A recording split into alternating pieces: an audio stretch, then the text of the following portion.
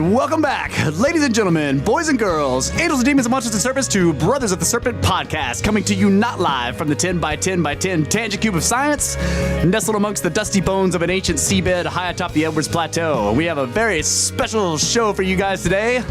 We have a guest with us, Mr. George Howard. He has a BA in political science from the University of North Carolina. He spent 6 years in D.C. as a senatorial staff member, co-author of the Firestone et al. Proceedings of the National Academy of Sciences paper in 2007, and the Widespread Burning Papers in Journal of Geology in 2018, and several others in which he contributed fieldwork and analysis concerning the Carolina Bays. He owns a growing company in Raleigh, North Carolina, and runs the popular blog and website cosmictusk.com. Mr. George Howard, how are you doing, buddy? Oh, I'm well, fellas. Thanks a lot. It's great to be with the Serpent siblings. We are super stoked for this interview. We have talked about the Younger Dryas Impact Hypothesis on this podcast so many times. That is absolutely a part of the way we look at ancient mysteries. So you know so much about it. And the recently discovered the Hiawatha Crater in Greenland. We definitely want to talk to you about all these subjects. Yeah, absolutely. I appreciate you all getting the word out and continuing to investigate it as things develop. Yeah. Awesome, man. Well, the very first question I have for you is, where's the party? That's right. Where's the giant party because of the Hiawatha Crater? Where's the party? Well, it's been in my head for about 20 days, but I've been much nicer around the house and, got a skip in my step around the office, but, Absolutely. Maybe, we have been that way too. Absolutely. And I hate to say that my emotions are sometimes, captive to the subject. And I wouldn't say that they're just partially captive. Yeah. I try not to get the bad days get me too down and try to really enjoy the good days on it, because it moves at a glacial pace, and things pop on you, and it does change your mood. Yeah, it absolutely does. Got so much time invested. Yeah. So let's start with that. The Greenland Crater. I mean, this is a big deal, and it's all over the internet. So let's start with that. What are your thoughts on it? How does it connect to the work you've done with these guys? What do you think about it? Well, I should preface by saying, as far as Hiawatha, because it could be easily misconfused, the team that I am fortunate to be a part of from time to time, what we call the YDB team, or the Younger Impact Hypothesis team, doesn't have any special knowledge of the Hiawatha Crater, and we're a totally separate group. Right. The wonderful group that found the Hiawatha Crater are kind of similar in, skill level and enthusiasm and ability to communicate this, I believe, but they ain't us. Right. And then even more so, I don't even speak for us. This is a loosely knit thing, and they're very, very dear friends. So I don't come as a spokesman for my group. And I don't have any special knowledge on Hiawatha. So with those two tedious points made, it's tremendously exciting. It's validating. It's vindicating. Yeah. Potentially. And we've got to overlay the uncertainty of it, which will be stressed by our critics perhaps more than it should be. But of course, there's dating uncertainty. I think it's just fine, particularly as a non-credentialed scientist like myself, to get excited about something like this and share it and speak of it in a what if it is, because just a Pleistocene impact crater of this magnitude, period, in the largest band of time given in the recent paper, would be the last 3 million years, was supposed to be next to impossible, and surely didn't happen, or they would have known it already. Right. Yeah. So something's already happened that the establishment, most of the establishment, and that's kind of a rough term, but you know who I mean. Yes. That the skeptics who are going to be skeptical of Hiawatha, we'll spend some time talking about that those folks would have to agree was not supposed to, would have to have been found if there was something out there. It shows us that we're still in the age of discovery, just as the co-authors of the recent paper said. Right. Now, isn't it there's a couple of things about the crater itself that on the reading I've done, and some of the stuff that you've written about it, like the fact that it is so jagged at the bottom implies that it hasn't had time to be scoured smooth by the glacial action above it, which means that that already is an indication that either there's something extraordinary happening and the glacier isn't cutting it smooth, or it's not very old, right? Is that right? That's exactly right. And I spent this weekend puzzling as much as I had over the series of photos in the supplementary information to the paper. Have you guys had a chance to look over the original paper yet from Science? or just news reports? I was looking at the NASA paper. Yeah. I don't. It's The actual one that's published, by McGregor and Kahar and the rest of them. Yeah, in I Science. haven't seen. That's right. I haven't published in Science. Oh, okay. Yeah. Well, so the abstract we've looked at, I haven't looked at all the details yet. All the data. If you dig in further, there's some great photos that actually are still a little puzzling, showing the transition between the Younger Dryas ice and the Holocene ice, and as you see it through the crater, including the rough parts at the bottom, Right. which indicate to those that think there may have been something cataclysmic that happened there in recent times, that's leftover debris from the impact, blocks of the first ice that fell back into the crater potentially. Yes, I did see that. Chaotic structures, including a central peak and possibly melt rock, Right. bedrock below it. Exactly. I don't have a clear picture in my mind what that is, to be very frank, but I know they found it generally supportive of it being younger, just as you said, because if it's certainly rock features or rebound rock, that would have scraped away. Exactly. Just as you say, from the weight of the glaciers over the last 120,000 years of the Greenland Ice Sheet. Right.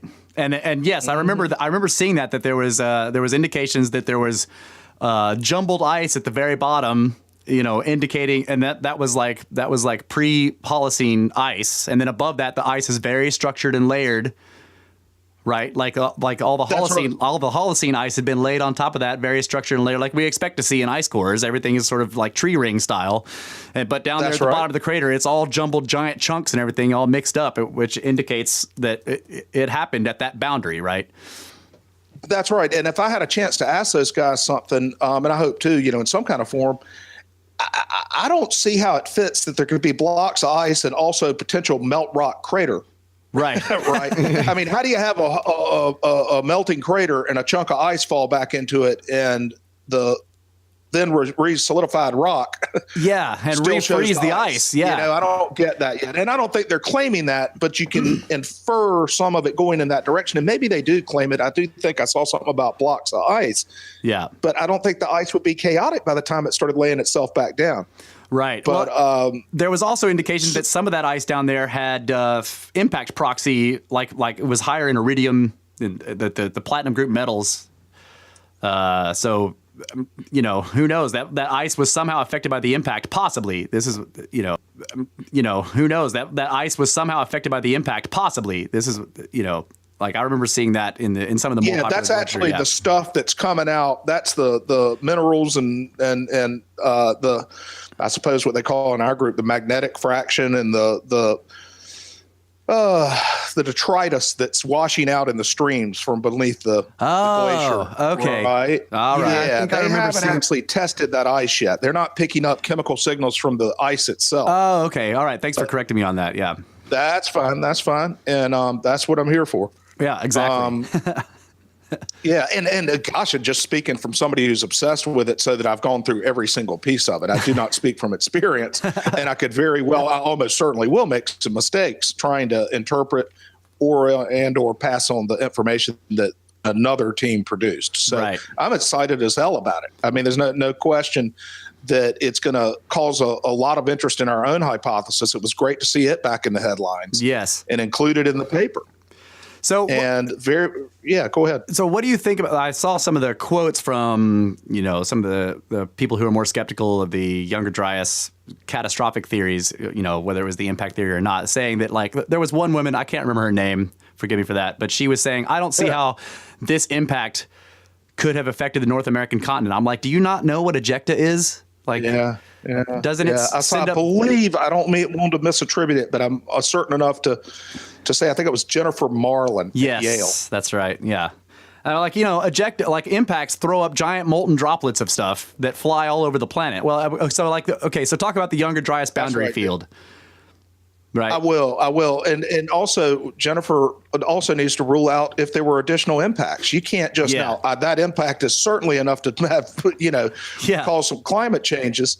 I'm sure the magnitude will be debated for years and it'll be fun to watch. Right. It doesn't necessarily, it is not necessarily the only impact site. Exactly. And we'll talk about that some more too. Yeah. But it is for your listeners that may be less familiar, to respond to your question, with the Younger Dryas Impact Field, the Younger Dryas Impact Hypothesis.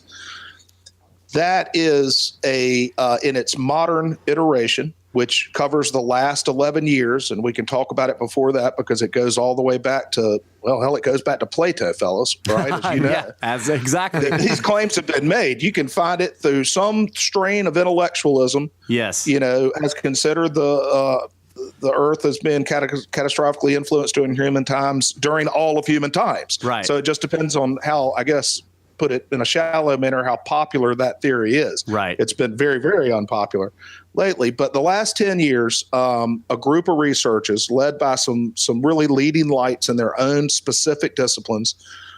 Nearly all of these people are from individual disciplines. And I think they're, in the original paper, certainly there are 23 original co-authors. Now it's up to 60. But the central hypothesis is that forensic investigations of soils, well-dated soils from 13,000 years ago, reveal a suite of evidence that there was some kind of high heat event at a minimum, / impact, presumably a cosmic impact, at that well-dated time in the archaeological soils of roughly 12,872 years ago. I always have fun with the roughly part, right? Right. Yeah. Roughly. Yeah. Exactly. Yeah, because you still got to say roughly, but they got it within about 50 years, which is just astonishing. Yeah. And that's all well accepted, and that's an important thing that I always got to premise this stuff with. Is what it is. It's a wild explanation for a well understood, well accepted, wild fact in science now. But why? And you start with a fact. And then we have the wild explanation. And I use the we in the least term, not as in a loose fashion and not as their spokesman. Is it wild just because of the prevailing theories? The prevailing scientists in what we call the standard model theory doesn't like it? Is that why it's wild, or is that's just subjective? Yeah, well, that's me calling it wild because of that reason. Okay, that it's considered, by the very, very wide mainstream. Controversial, it had never been considered. Okay. Not only has it not been dismissed, but up until 10 years ago, an ice age impact, as you'd call it, or a human impact, something within not deep time, but near time, was an unthinkable thing, that surely that would have been noted. And of course, impacts are so rare that they only occur in deep time. It was a subject that was only discussable within deep time. And its first discussion in 1980, beginning with, the father-son team, Alvarez team, who proposed that the comet killed the dinosaurs, which this is entirely analogous to. Yes. That all the great work that they did, we stand on the shoulder of giants, no doubt. Yes. It took them 14 years to have that accepted. Right. And then you're using very, very similar techniques. The difference is they're, testing rock and ancient clays and stuff like that. We're actually testing soil. It's so much more recent. And then you find indications within that soil that something tremendous, something horrible happened elsewhere. Yeah. Because, And just to extend the theory, so that was published in 2007. And there have been, I probably should have toted them up for this, but. Yeah, we looked at the list of papers. Yeah, another 25, 30 at least from our group. Right. And then another probably 25 or 30 from independent researchers, many of whom gritted their teeth and said, good Lord, I can't believe I'm finding this stuff, and published it too.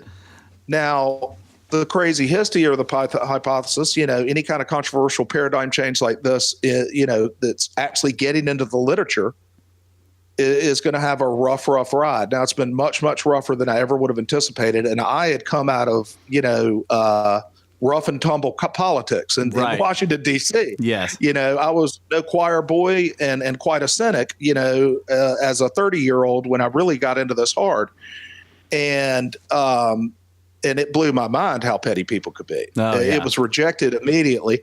It was actually embraced immediately as a fun thing to write about by the science writing crowd. And we went down to Acapulco and rolled it out and published in PNAS about 6 months later. I hate to second guess things like this, but it could almost be analogous to the old, I don't know if y'all know the cold fusion story. Oh, yeah. But perhaps shouldn't have led with a press conference. But the American Geophysical Union was enthusiastic to have a press conference. Okay. They were following the stuff, and then they had their hemispheric conference, I think it was. It's not just the U.S. thing. It was a big thing down in Acapulco, and they set up a press conference. That's right. So, and it was a very successful press conference, and people didn't criticize it right away. They thought it was really cool, and nature and science, and everybody reported on it. That's similar. And then that's similar to the Sphinx redating by Robert Schoch. He did the same thing happened to them. Yeah, they had the big press conference, and the global media went nuts, and everybody loved it. And then the scientific community came down hard on them. It's very similar. It's interesting. Yeah, I wouldn't think that Schoch got things, like news coverage in Nature that was positive, though. You know what I mean? Oh, yeah. This was, just to draw a fine point on it, I didn't know that, but it makes a lot of sense. It wasn't just the media that was enthusiastic. There seemed to be, in the science intelligentsia, some initial consideration of it. And then I think, and this is just my total, sociological inferences, that then they became horrified with some of the consequences for other long-held beliefs and agendas. Yep. And I think they cooled on it a bit. I do not think there was a conspiracy. Conspiracies are completely impossible on this scale, but there's certainly sociological trends and reactions and maladaptive reactions to new knowledge. Right. And it certainly played out that way, because what happened was the very first hints of difficulty in replication of our findings came back negative. Yeah, there were like two groups that were unable to reproduce get the same results. But then then there were response papers saying that they didn't do it right. Isn't that basically what happened? If you dig in, there was very, very little work done by the other side. It was completely out of coordination with our side, except some very, very stilted interactions, which I wasn't entirely privy to, so I don't want to speak to them. Okay. But there were some disappointing mishaps between, sharing samples and suspicions and whatnot, some of which was reported in that article that I know that you want to discuss later.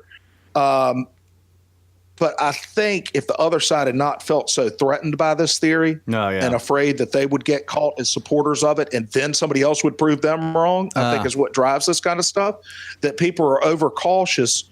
And they also, and this is very, very important, and again, I keep up with this stuff involves a tremendous amount of labor, believe it or not. Yeah. Yes. But you have to take a bunch of sand or dirt or whatever you want to call it, and you've got to sort it and sort it and sort it again. And you've got to get that kilogram down to, nanometer-sized particles. Right, because you're looking for microspherules. That you're then going to look at under a transmission electron microscope. Yeah. Yes. If you get guys doing that don't do it as a day-to-day thing, and they go over and borrow I listened to him. I gave him more credit than they should have got. Fella Todd Suravel, who did some of the initial stuff, who's not a bad guy. I kind of like his style a little bit. I think he's been misled by his profession, but I look forward to him coming around because he's a young enough guy. But he did major damage. Major damage.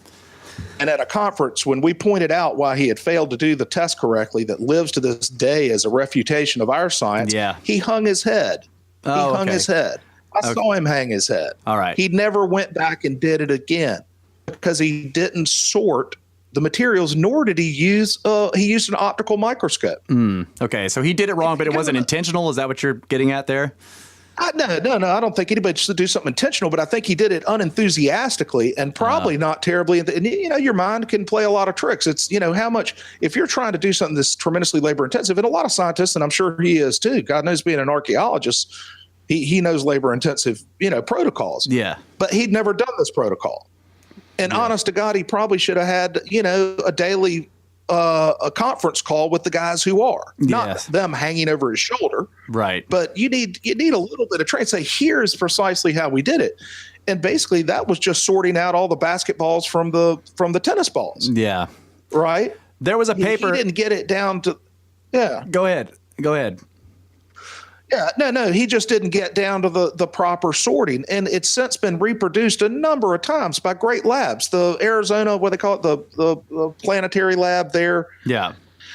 University of Arizona, and a guy named Andrei Andronikov, we've never even met. I don't think anybody in our group has ever shaken the guy's hand. It's just as independent as could get. He goes and does the exact same stuff very carefully, very tediously over a period of years, and finds everything that we find at the exact same locations where Surville had gone in and done basically one round of tests that were, I don't want to say unsupervised. One group shouldn't supervise another group, but I would say uncollaborated. Okay, yeah. And that's one of the things that I kind of become more cynical about science is you think there'd be a little more when something like this breaks, calling up the other person and really setting a protocol for how you're going to test it, and there's been, So none of that, what happened was you got that initial couple of things came back negative, and they have lived on, and continue to haunt it. And it gave everyone that probably had a malicious view towards it something to stand on, or a very self-interested view. It gave them a stopping point where they could say these tests were not, were not validated. Okay. Yeah. See, that's where I get a little more conspiratorial about it. Like, it reminds me of the J. Harlan Brett's thing, right? Like when you challenge that paradigm of uniformitarianism, which everything else is based on. I mean, the human development. So all the archaeology, the story that the archaeologists are telling us about our past,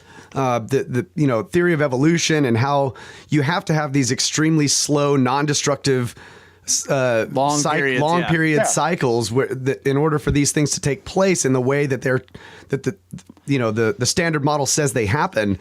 A situation like this challenges all of those paradigms, and I think that there is serious resistance to it. Yeah, and it's not go ahead. Oh, I don't mean to interrupt you guys. I'm sorry, but no, that's all right.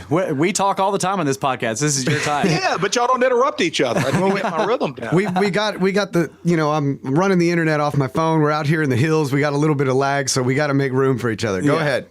Well, the poor people who work for him in my family would sympathize with you because I'm probably bad at that. But they're conspiracies and they're conspiracies, right? Yes. When I said there's not a conspiracy, I don't think that the editors, well, God, I mean, there's probably some collaboration. Yeah, but you got to think about it a little bit, buddy. I know. Let me start from the other end. There is a conspiracy that's well revealed. And that's a group of, 9 authors just called up the original paper that was so offensive that I don't feel at all for calling these folks out as an open conspiracy. Who conspired to shoot this stuff down. And they published a paper in 2011 on the basis of those first, very first failures to replicate, called the Younger Dryas Impact Hypothesis, a requiem. Right? Yes. Yeah. Rip in peace. Boo. Yeah, those guys they ain't no way they will absolutely go to their graves before they come around. And that paper showed that. And that's one of the unfortunate things. And that's why it's so bad to do to do a publication like that. Right. That doesn't have any original science in it. It doesn't have any field work. It doesn't have any lab work. And to say something is dead says that I can never change my mind on it. Right. Yeah. Right. Yeah. If you said something else is bad, you got a chance in your own mind later to come back and say, it was bad. Now it's good. Right. But you're not going to come back from saying something's dead. Right. Yeah. And that's just anti-science. Unless you believe in zombies. That could be more anti-science. And they call it zombie theory, right? Didn't you? My gosh. Just this year. What is this? 6 years later, that meme continues from our critics. Yeah. And it's such a poor meme, and anybody could see through it. I mean, it's so unfair and probably doesn't do them any good with certain other elements. That they talk about it as being the Walking Dead, it keeps being revived. Yeah. It's being revived. Mm-hmm. It's always, and what they've tried to do, the Pinter and Ishman and, Boslow and that crowd is the dead part is they tried to bury us while we were alive. Right.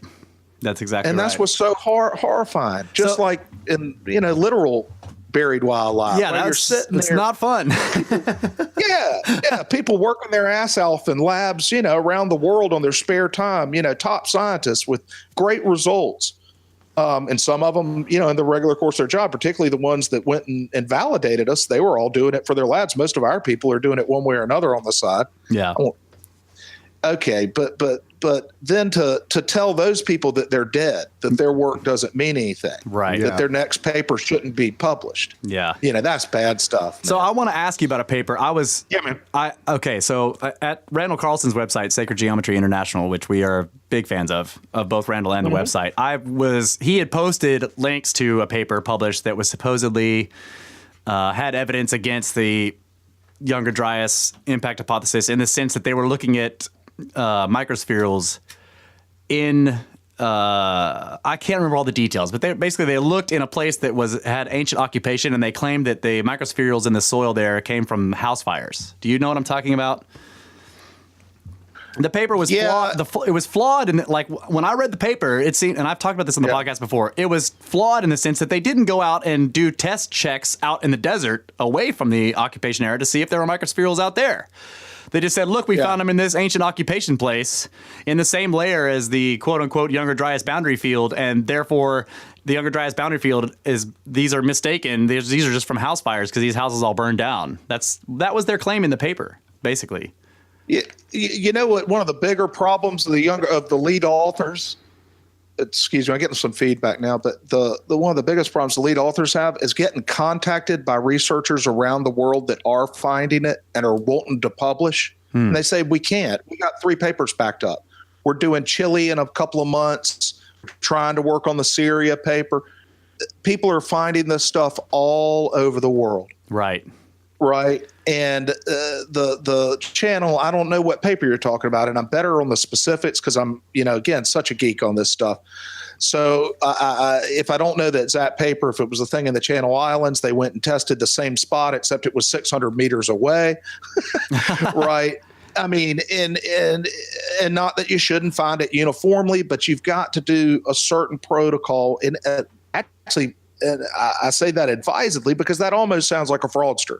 If you don't follow my rules exactly right, then people play those games, and I get that, and I get how it could look that. Now, again, I don't mean to speak for our team, but I recognize that people say, their defenses, their protocols, but it's also very true, particularly within very, very narrow, unfamiliar, rarely performed testing procedures. Right. You got to do it just right.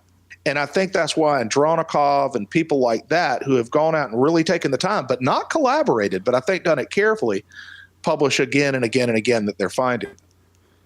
Yeah. But not everybody has a TEM, a translation microscope in their basement. Right. Yeah. It takes a certain kind. Yeah. So, hey, in that light, let's talk about the Boz bet for a minute. Oh, no. What's going on there? The unrequited wager. He hadn't gotten back to me yet. And of course, I'm second guessing the amount because I want the intellectual part to cause him pause, not the size of the bet. Right, of course. But it's also, I think, such a good bet for him. He says it's a 1 in 10,000 chance. I think he, somewhere in the stuff it is. Right. Well, hell, I'm not asking for $1 and he pays me 10 grand. That's normally the way that would work. Right. If someone says, I think something's a 1 in 10,000 chance, I should be able to bet $1 and he pays me 10. Right. So I just said, okay, I'll bet you 10. Yeah. Straight up, 1-to-1. Yeah. Hadn't heard back. Now, it always surprises me when these loud people never answer. These people that talk and just absolutely put themselves out on every subject, but they won't get back to you after calling for a bet. So, of course, to give your listeners the background, and I'm sorry to have not done that right off the bat. No, it's all right. There's a gentleman, Mark Boslow, who's a retired federal scientist at Sandia Labs out in New Mexico, who has been the chief critic of our evidence and our publications since 2007, 2008. And I've met him personally, very briefly. And have followed very closely and do not feel that I criticize him unfairly. I do believe he has more than criticized our group unfairly and perhaps embarrassed himself, for the rest of his career, the way things are turning out. And we could talk about that a little bit later as more. But I took the opportunity. He came out with some first responses on Hiawatha and said,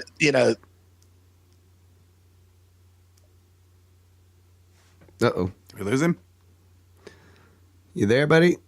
Would happen. There it goes. Recently in the human past. And it's a very, very kind of subtle thing. Okay. And I can get in the bet part's the fun part, but there's actually something a little, I think, kind of profound going on about the way you look at things. And I hope I don't get, too deep or geeky about it. But what he's saying is that the impact is too recent. He's not saying it, but we're an extraordinary thing. We're sitting here, humans that are able to detect these things and look back into the past. I believe these things are infrequent. Yeah, they are infrequent. That's true.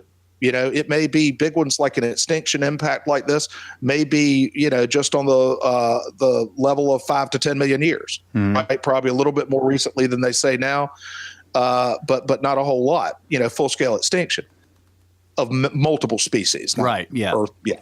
Okay. Like happened, again, for your listeners, 12,900 years ago. And during that 1,000 years, many, many animals went extinct. We think it was because of the impact, not at one moment, but over time and because of the effects. So back to Boslow, he says that to have that impact recur so recently is unlikely, because if you cut the last, let's say it's 1 million years, and you cut the 1 million years up into 110,000 year tranches of potential for something to have happened that'll happen once in 1 million years, and you're sitting at the very, hole number 99 in the roulette wheel, what's the likelihood of that ball landing in hole 98 and being so close to you, right? Right. There's something a little seductive about that, because I remember my dad teaching me that every card hand is independent, that every roll of the dice doesn't know what happened last time. That if you roll 10 double sixes in a row, the next time you roll it, it's going to be the same odds you're going to get double sixes the first time you rolled. I get all that, right? But all those bets are off if our ability to observe and understand the impact is a result of the impact itself. Exactly. Yeah. Right? Then we're not two independent things in time that should be considered sitting in little pockets around a roulette wheel. Yeah. That we're related to it. It's as silly as saying, all the odds are against your birth date being so close to your parents' birth date and within 80 years. Yeah. No. Your parents' birth date and your birth date are intimately related. Yep. And it would be, our ability to understand this event is directly related to the event itself, as you gentlemen hypothesize as well, and it's going to be an increasingly important part of this discussion and the Younger Dryas impact, is that it could have very well led to humans settling down and creating the cultures of the Levant and Mesopotamia and whatnot that really flourished 5,000 years later, but began 12,000 years ago with agriculture. Right. Yeah. And Göbekli Tepe happens very, very soon after this impact event. That's right. And that's all totally speculative. Happy to talk about it, but it's a hell of a coincidence that you would have such an unusual monument, clearly a monument, whether it's recording time or recording animals that were jumping around, is what's at question now. But to have something like that, was it related? Obviously, Göbekli Tepe, the great interest about it is, what was the status of people at the time? This is independent of the Younger Dryas research. Absolutely. Because those people were supposed to be hunter-gatherers. Right. And they were, according to the evidence at the site indicates they still were hunter-gatherers. But very close around then, they start to grow wheat in southern Turkey and Syria. Exactly. And then you start to store the wheat, and then you've got to keep count of the wheat, and then all of a sudden you got numbers, and then you got writing, and then you get us. Right. Yeah. And some of the animals carved on the pillars there are ones that went extinct in that period, So it's very interesting that there's these correlations between these sites. And I know you don't want to speculate on that, but at this podcast, we find this all very interesting. And just like you said, so let's just stipulate for a second that whatever the cause, the Younger Dryas was cataclysmic and catastrophic and did turn what was generally a kind of a mild climate world into a place that was much harder to live in, right? So if you have large... That's right, and all of that's well accepted. Right. So if you have large human groups or even smaller human groups that used to be able to kind of move around and sort of like live off the land, it became suddenly a lot more difficult to do that. A lot of the animal species you might have been chasing around suddenly are gone or a lot harder to find. Water is moving all over the planet, right? Huge inundations of the ocean, like the sea levels are rising, like crazy, and meltwater pulse. All well accepted? Right, all well accepted. So you end up with at least, like you said, agriculture, because suddenly people have to find out a way to have food without trying to just sort of find it lying around on the ground or growing in trees, right? So you get exactly, Russ. In fact, is this Russ or Brett? This is Russ. I mean, Russ hey, Russ. Okay, exactly. I refer to it as they kind of went from plucking pears to pulling plows. Yes, right? That's fantastic. Yeah, nice alliteration. Talk about there. An oversimplification. The poor guys who were toughing it out for the 10 centuries to figure that one out, right? We're not doing them no justice with that cute summation. Yeah, but that's what happened. They went from plucking pears to pulling plows, right. And that was because they had a tough time. Right. And again, all of that's, I wouldn't say that part is well accepted. That's all still, but it's well discussed in the literature. Exactly. It has its advocates and it's probably its detractors. But then the question is, what caused the cold period that caused them ultimately for people to settle down and change their life ways? Right. In a way that facilitated the civilizations that we saw, later, and even our own. Right. So which are independent which are not independent from the impact. So thus, it should not surprise Boslow to see the impact. If I were able to ask him a question straight up, it would be along those lines. It would be, well, Mark, now that we found the crater particularly, this should, at least deserve an answer. If something in the last, let's just say 3 million years occurred like this, would it have anthropological implications that could have led to changing of life ways, right, et cetera? I think you'd have to say yes if it happened the last 3 million years. Well, did something happen? Well, that was just published in Science 3 weeks ago. Right. And then there's the other thing I was getting at. So you have the agriculture. We talk about this, the 3 A's of ancient civilizations, right? Agriculture, architecture, and astronomy. Why were they obsessed with the sky?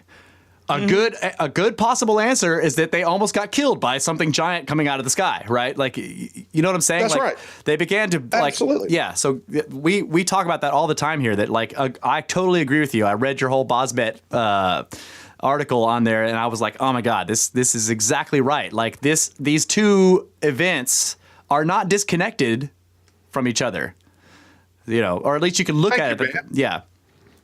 Yeah.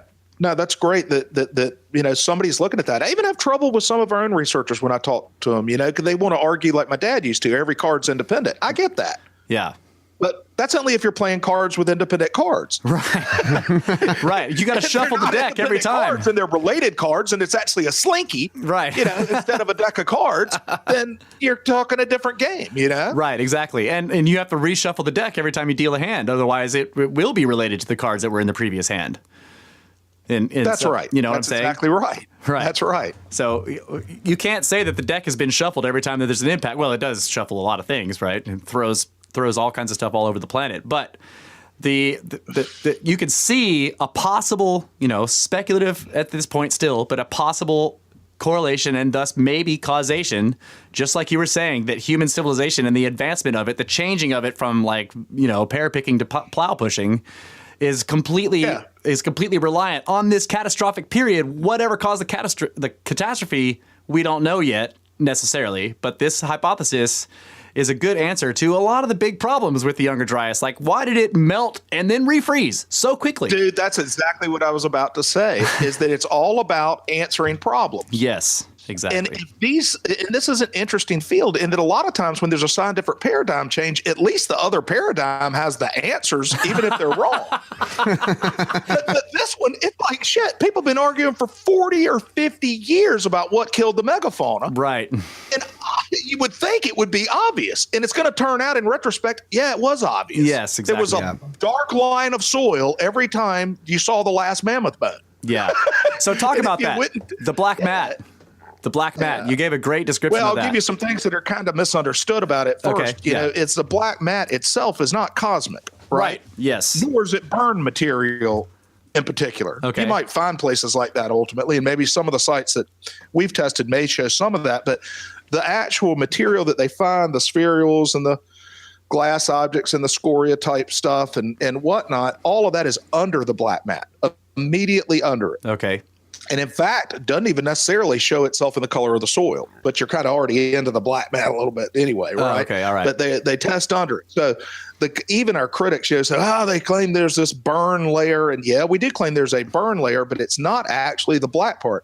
The black part is kind of the cold, dank algal world that existed thereafter. And just the change in the hydrology, the change in the climate, the change in the veg, the kind of death and destruction, you know, well, I won't say death and destruction because it's not immediate primary evidence. It was that 1,000 years created a darker soil. Post-impact goo. Post-impact goo. Exactly, man. Exactly. Which is a damn good indicator. Yeah. You know, and that's the marker there. And I think it's these archaeologists for decades have, you know, understood the black mat, and they'd get to the black mat and know that that's the hot area, and that's where you're going to start picking up the megafauna bones. Right, and the Clovis. Not to mention the Clovis points. Yeah. Not exactly. And it all ends at the black mat, and that is all very well established. So back to what we were saying about, you know, providing answers, you know, the big question that we were just discovering, which I guess is the big question, you know, why are we here? Why are we smart? Why are we this exception to what doesn't, you know, seem to be the rule in animal life to be these smart naked apes, right? You know, but and then lesser questions like what happened to, so that's an unanswered question. Yeah. And then what happened to the megafauna for years unanswered? What caused the Younger Dryas, which is a little geekier, but a very, very active scientific debate over the last 30 years. I noticed Anders Carlson's paper, What Caused the Younger Dryas, remains always has been, ever since I've been looking at this stuff, since this was published, the most popular geology paper in the world. Right. And that was in geology, which is kind of strange. But what caused the Younger Dryas? I believe it was. Okay, so that's a huge debate with no answer to it. Right. And then we're not trying to overturn. How can you overturn 3 other bad answers? Right. Yeah, they're already bad. You know, yeah, that's right. And right now the bad answers are there's a big lake that drained to the northwest through the Mackenzie Delta, or there was a big lake that drained through the St. Lawrence Seaway, or there was a big lake that catastrophically drained through the Mississippi and whatnot. You know, right? Okay, well, they're arguing about which way the lake went. Yep. You know, you're talking about Missoula, right? Yeah, what the hell caused this exceptional circumstance to break the lake up in such a dramatic fashion? If you call it just a lake, the whole ice cap broke. Right. Yeah. You know, in our opinion, what the hell caused that? Yes. And as you know, that a big, well accepted part. This is kind of cool, and probably something I can add to people. You know, more than what you could find easily on the internet. Or I guess you could. But Jim Kennett is one of the leading lights of our publishing group, which you'd call one of the lead authors. Okay. And he's at the University of California, Santa Barbara. And he's actually, some people say he certainly would demur, but the founder of the discipline of paleoceanography. Okay. And drilling cores, you know, out in the sea on big ships and a whole bunch of other stuff too. But he's a well-established guy and a member of the United States National Academy of Sciences, right? Which is the highest honor that you can have and the most elite scientists in the world. And he was on the original paper. And you know, that was very valuable to us. But he made his name defining that there were giant freshwater pulses into the Atlantic and actually down into the Gulf of Mexico as well. He did a lot there. But him and other work by folks like Wally Broker, who's an important person on this I'd like to talk about, who's the big climate scientist at Columbia, by saying that the cold period occurred because fresh water went into the North Atlantic and shut down the Gulf Stream. Right. Right? Okay. And again, that's a great finding, but that's not the end of the story. And it makes sense that one of the great figures of figuring that out 30 years ago went on to keep looking what the hell caused that to happen. What caused that's a lot of meltwater. Falls. Yes. Yeah, kept pulling the thread. Right. And he got here, and he got to it, and he's right. And his publications one day will read perfectly. He followed it all the way through his career and got there. Right. That there wasn't a dramatic discovery for Jim Kennett, particularly. It's not surprising. He didn't get lucky to be first in line of scientists to figure this out. He was already there. And the fascinating thing is, and this, I've got a blog post on it, on the Cosmic Tusk, that his longtime collaborator and even a more elite scientist and considered the grandfather or even godfather, those kind of negative connotation, of climate scientist, Wallace Broecker, who's I think 87 years old, goes to work every day and has a huge lab that he runs at Columbia Lamont Observatory in Columbia University in New York. He's the father of modern climate science. He wrote a memo to his lab staff, I think it was in the last year and a half, saying that he believes that the YD was caused by this. And he was the father of the modern understandings of the Younger Dryas. Wow. And he says clearly, in fact, the quote is, I'll call it up because it's too rich to believe. And then to see it not covered by the regular climate people who have quoted him for years and years and years, and climate blogs and selective reporting. Yeah, it is extremely selective. To see a godfather, it's actually on the second page of the Tusk. At least although I don't for a minute believe that this impact did in the mammoths and the Clovis people, I do think that it triggered the YD. And he invented it. And there are people out there on Twitter, scientists, and then you're not really getting the blogs because they're being very, very quiet now after Hiawatha, of course. Right. Very, very. I've also seen a lot of goalpost dragging. Oh, yeah. They're dragging goalposts all over the place. That's what I wanted to bring up in terms of the Boz bet is like I went and looked up some little short paper that he wrote. I mean, it wasn't really a paper. It was like a little response that he had written about the Younger Dryas Impact Hypothesis before Hiawatha. And he was basically saying no crater, therefore it's all BS. Right. And now there's the crater, and he's like trying to push. It's like he's dragging goalposts. Yeah, exactly. This is what I wanted to ask you about this. Maybe a brief aside, real quick here, because I've noticed this. Like just like with the J. Harlan Bretz thing, like Bretz sees all this evidence in the field of an enormous single, an isochron, right? A single event that happens in a short period of time that just causes all this stuff. And they're like, well, you don't have the heat, but since you can't tell us where the heat came from to melt all this water, or you don't have a source for the water, it didn't happen. Yeah. Isn't that keep away? Right. Isn't that faulty reasoning? Absolutely it is. And it's just bad. It's poor sportsmanship. If you look at this stuff as having some kind of Geneva rules, Right. Which it doesn't. Like I said, this stuff, it's worse than politics. Right. That they move the goalposts, all the time. Right. Yeah, I'm sorry. I just actually got distracted by my own blog. Well, it's a fantastic blog, man. Looking for typos. Excuse me, right in the middle of the podcast. It's tough being a pajama blogger, particularly one that is very prone to typos. And people are always welcome to correct me, please. But no typos on the podcast. Yeah, they move the goalpost all the time, and I think it's getting a little old. And here's the good news, folks. We can sit here, and it reveals a lot about the dark side of science, if you will. Yeah. But there's a bright side to it. And these are the loud people, okay? And the loud people are generally, and by that I'm talking about the science communicators. Okay. And that's what I'm kind of focusing on these days. And that sweeps up a lot of people. Now, strangely, Boslow has not been silent on this, but all the science communicators, Phil Platt at Bad Astronomer. Yeah. I've read his stuff. Yeah, it's dripping with derp. And then you get the real superstars like Michio Kaku and Neil deGrasse Tyson. And Neil deGrasse Tyson about to get there. First of all, those guys were strategic enough. The ones I just mentioned, they've never once addressed our theory. Communicating all the time, just communicating and communicating and communicating on the, every 15 minutes by Twitter and podcasts and speeches and whatnot.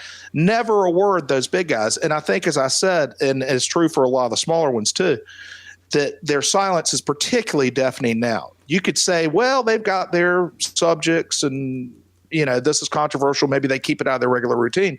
But to not say anything after Hiawatha is just a real failure of science communication. And then there's a level below those that I discuss in this, same post I just mentioned that's on the front page of the Cosmic Tusk, that talking about the other, science communicators that are probably less prominent to them, that have a lot to offer this theoretically, because they're pretty smart people and they've read all the papers and they know what's at stake about human history and the history of the Earth, but they won't speak of this, Right. Which is just terrible. At least the people who've moved the goalpost are talking, right? Yeah, that's true. Right? Got a point there. You got a point there. Yeah.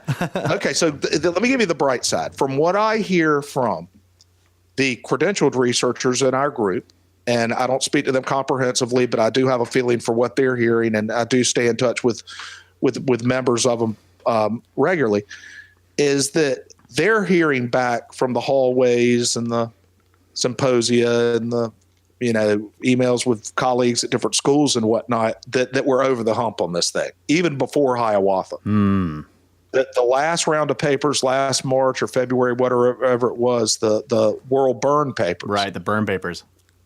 That's right. That were published. Those are just, wonderful, wonderful, very, very comprehensive, well-reviewed.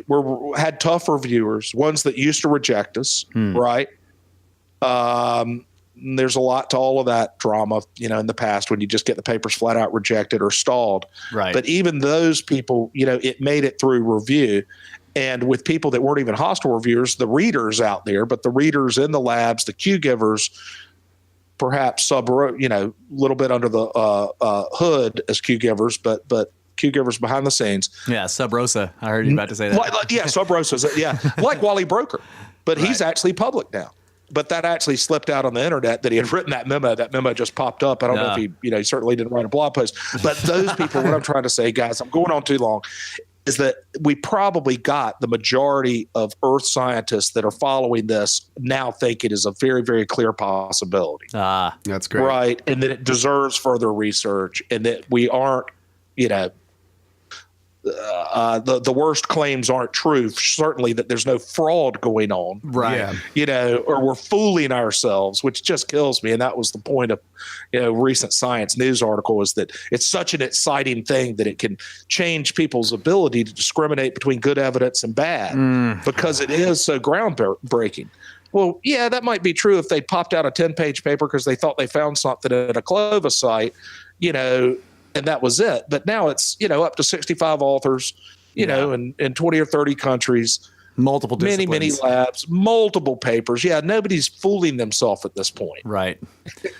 Well, not to take it back into the gutter of pessimism, but I have this, I've already made this prediction to Russ and to our friends that talk about this stuff, is that okay, they've got this window. They're saying around possibly 12,000 years to 2 million years or whatever. And they're just, they're going to start just keep creeping it back. Yeah. That's what I'm predicting. And it's you've seen this happen so many times. Like what we keep bringing up is the J. Harlan Brett's Lake, Missoula flood, is that they kept making it, it was 2 floods. It was 8 floods. It was 40 floods. It was 80 floods. Yeah, that's up to 70 floods now. Yeah. That's what I'm saying. So it's like, what's to?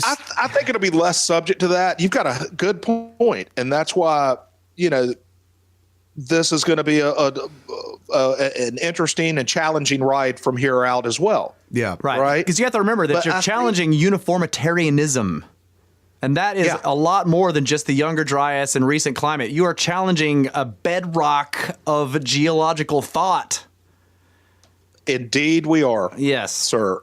And people appreciate how rigid that bedrock is and how much it influences sciences, and that particularly geology has just been terribly burdened by it. Right. Yeah. Well, basically, we can definitely say that this crater discovery is a catastrophe for uniformitarianism.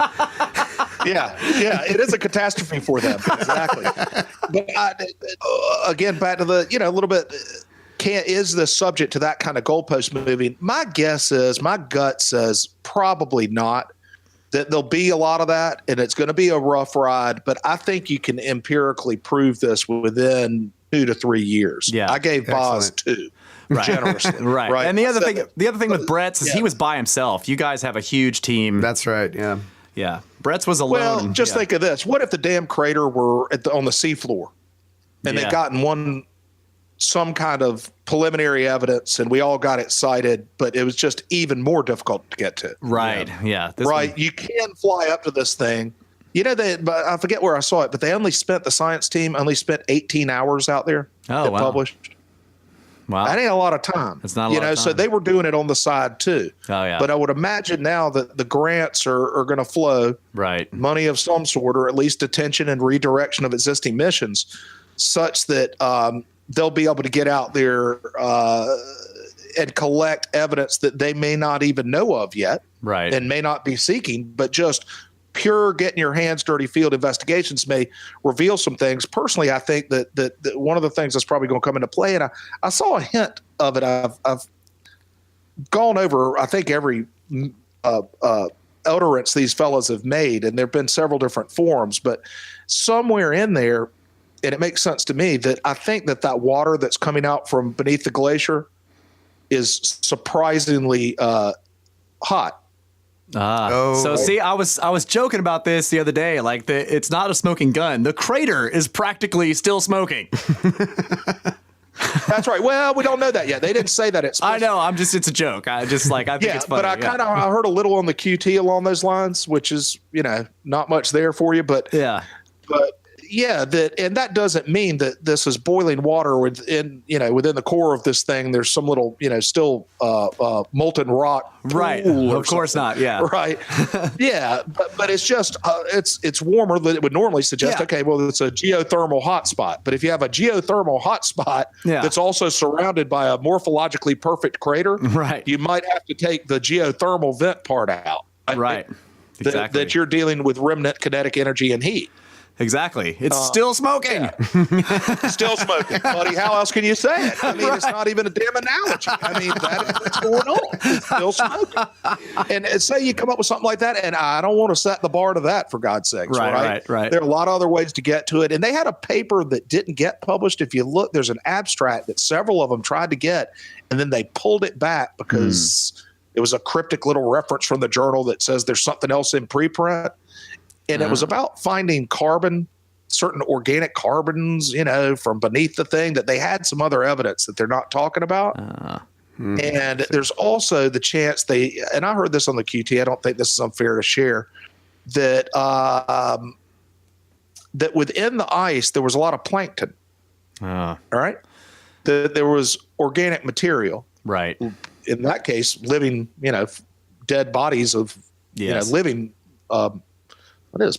I guess plankton's a plant. Yeah. Right. But you can date it.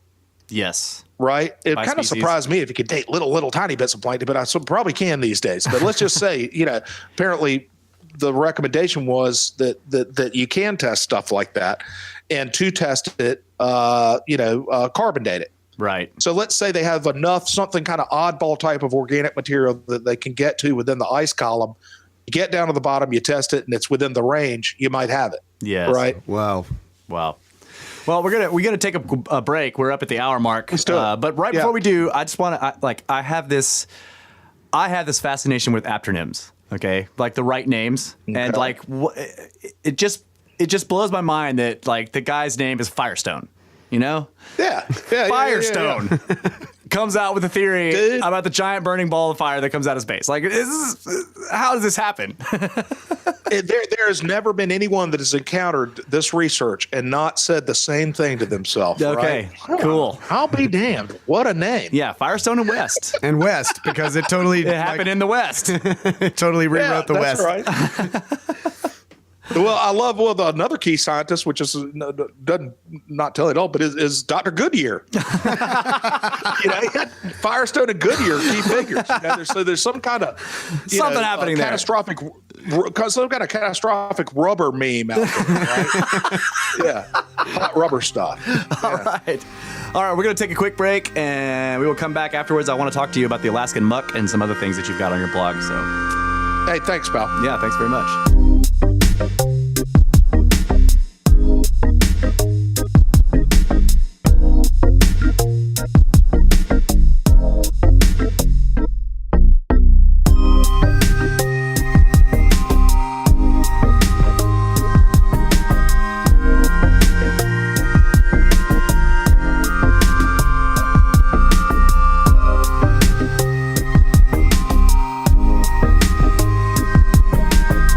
Fastest 2 hours in podcasting. The table is loaded. We're back here at Brothers of the Serpent podcast with George Howard, and we're going to get right back into it. Oh, yeah. Yeah. So, where are we going? Well, where do you want to go? I wanted to ask you at some point about the Alaskan muck, but, No, y'all take it wherever you like. Well, I definitely I got introduced to the concept of all these animals and plants being frozen in the Alaskan muck, of course, with Velikovsky's books. But like you have written a lot about it, so I want to get your take on that whole thing. And do you think that this is connected to this Younger Dryas event? Well, it's kind of a funny one.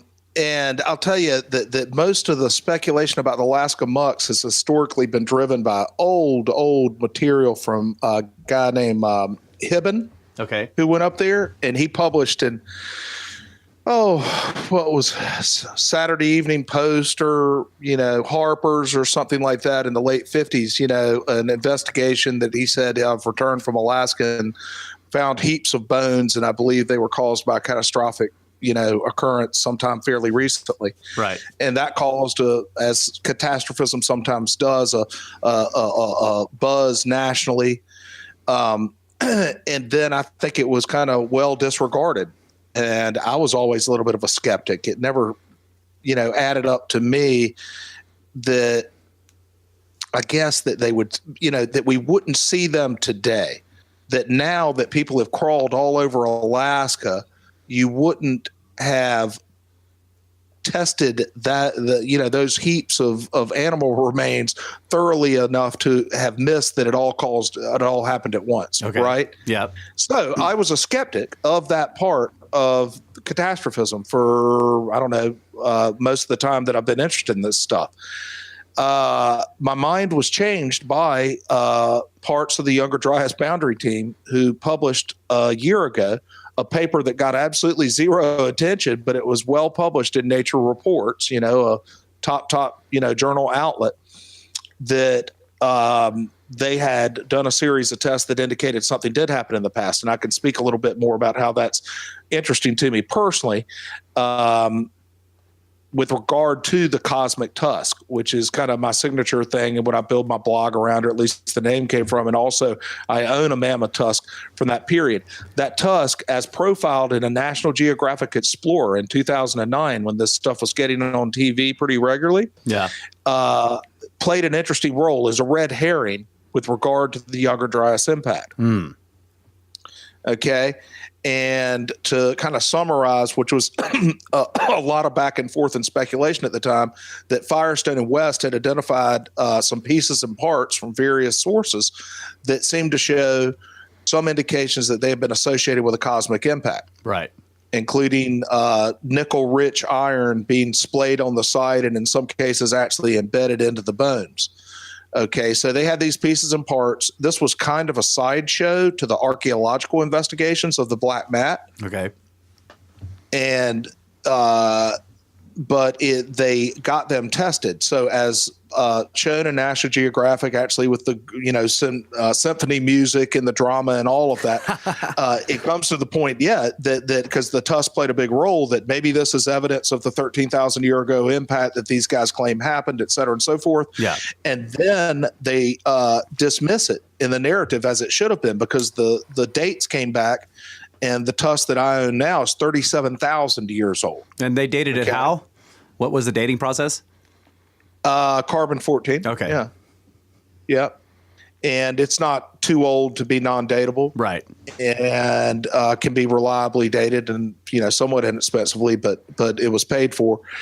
The other pieces also came back dated around that same time. So here you are studying something where you have vast evidence for something that happened roughly 13,000 years ago, trying to put together other evidence, think you may have some animal parts, but they all date and they all show this weird material, but it's at another point in time.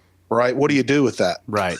So they sidelined it. They said maybe something else happened. Okay, we got to move on. And they moved on with the Younger Dryas event.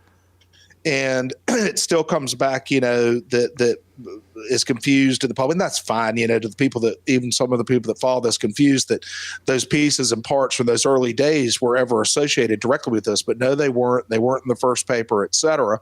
But they're kind of part of the lore. Okay, so then fast forward to today.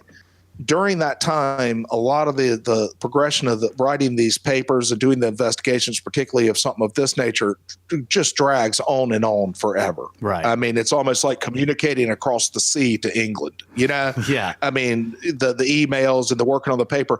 But a guy named John Hagstrom, who's a fantastic fella at the United States Geological Service in Menlo Park, California, and who's a well-published polymath on several subjects, even outside of his discipline for USGS, which is paleomagnetism, right? So he also does bird migrations, and he's also interested in impacts and how their faunal remains may show them. So he's actually the fellow who directed me to take a core of my tusk that we had managed, by Skype and whatnot from Menlo Park, and he tested it, and a lot of forensics there. But Hagstrom worked through producing a paper that was published last year that laid these dates out and said that there is a number of different pieces and parts, most of them housed at the Natural History Museum in New York, right? Okay. That if you go to their if you will, paleo files there and go back and get the old stuff that Hibbins sent back. I don't know if it was him. I forget the other guy's name that was from the Natural History Museum, but sent back tons and tons of materials from the heaps of Pleistocene megafauna that you find in the muck of Alaska. When you go in and take the soil out from, say, inside the bison's horn, right? You got an old bison skull, it's got a horn, and there's still some dirt in there, right? Okay. When you go scoop that dirt out and test it, you find the microspherules. Oh. And when you test that head that had the soil in it, it's 37,000 years old, et cetera. Right. So those animal remains in the muck of Alaska are also seem to be infused with some type of very high temperature vaporized metallic materials. So to be very specific about it, which would tie it to another cosmic event, another catastrophe in the past. Right. Yeah. That's very interesting. And that I'm trying to remember my dates here. The LGM, the last glacial maximum was 25,000 years ago? I think that's 22,000 years ago, somewhere around there. Okay, so if you go all the way back to 37 or 35, whatever the dates they're getting there, could we have some kind of impact event that causes what we end up with in the LGM later on?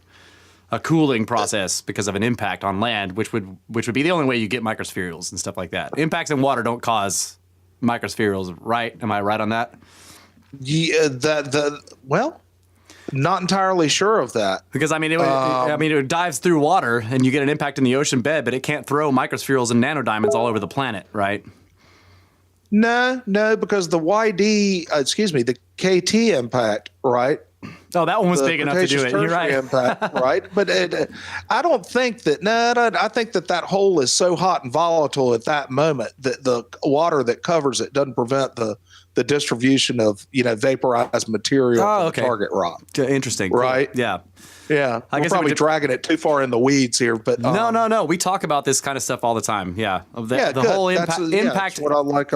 Impact physics is a big deal to us. We live in the weeds.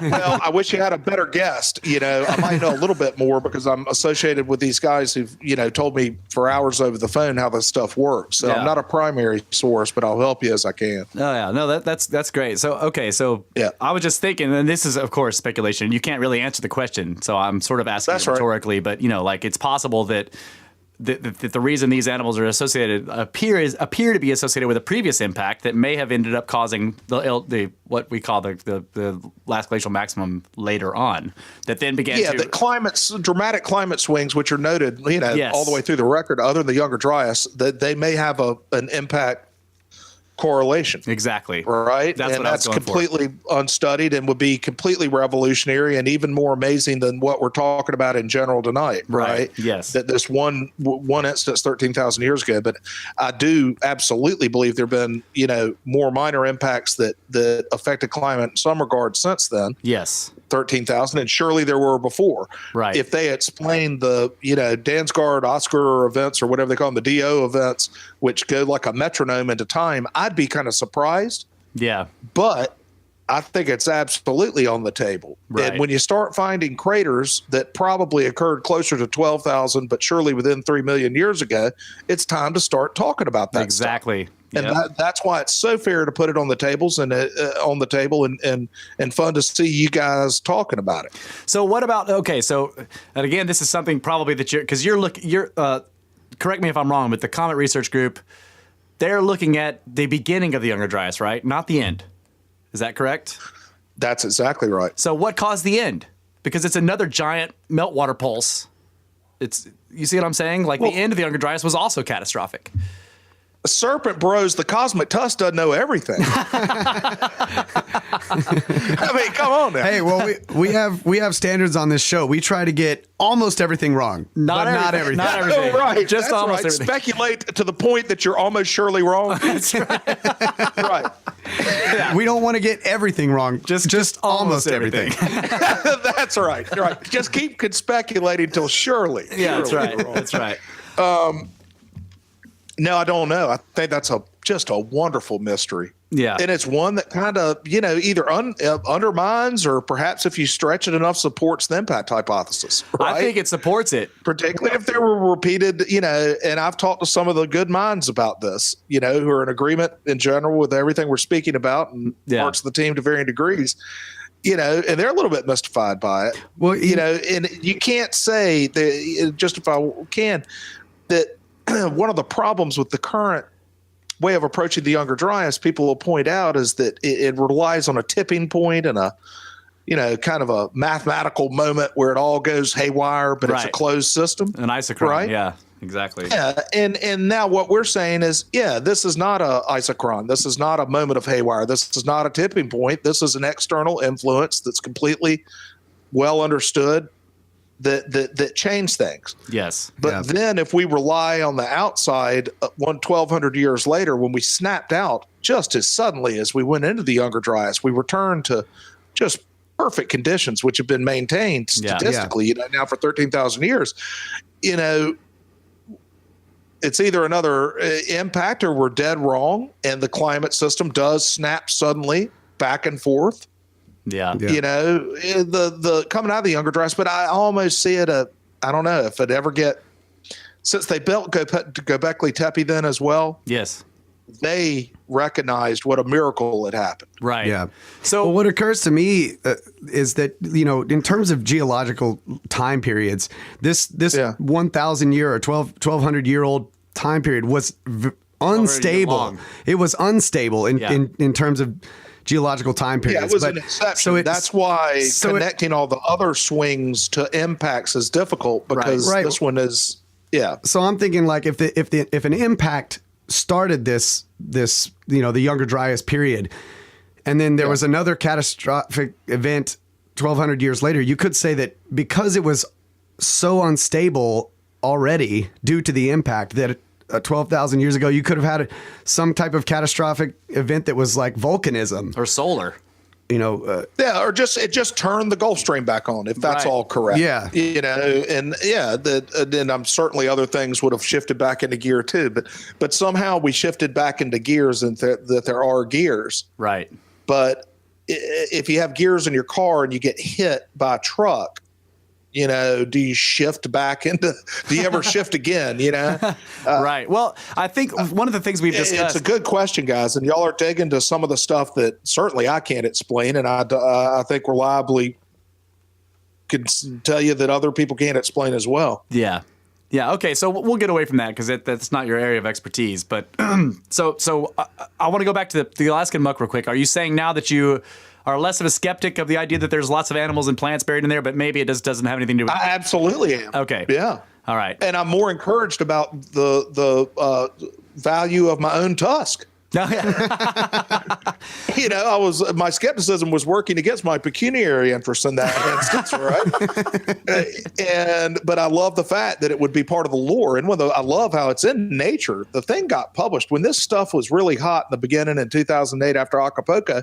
They did a good article featuring my tusk in Nature and actually had a photo of it hung in my home. Nature, for God's sakes. That's awesome. You can find that just Googling bullets and tusk, which do not show up much together. Bullets, tusk, nature, cool. Bullets, tusk. And a good article in there. And it's rah. Yeah, this tusks are implanted with cosmic material and stuff. And et cetera. And that was right. That was during the time where there was some kind of initial enthusiasm for the Younger Dryas hypothesis, but before the first meager failed efforts at replication. Yeah. Okay. So let's shift gears a bit here and talk about the burn papers. Like you were involved in that. Okay. And so explain to people what that is, because we haven't gone over that as much on the podcast before.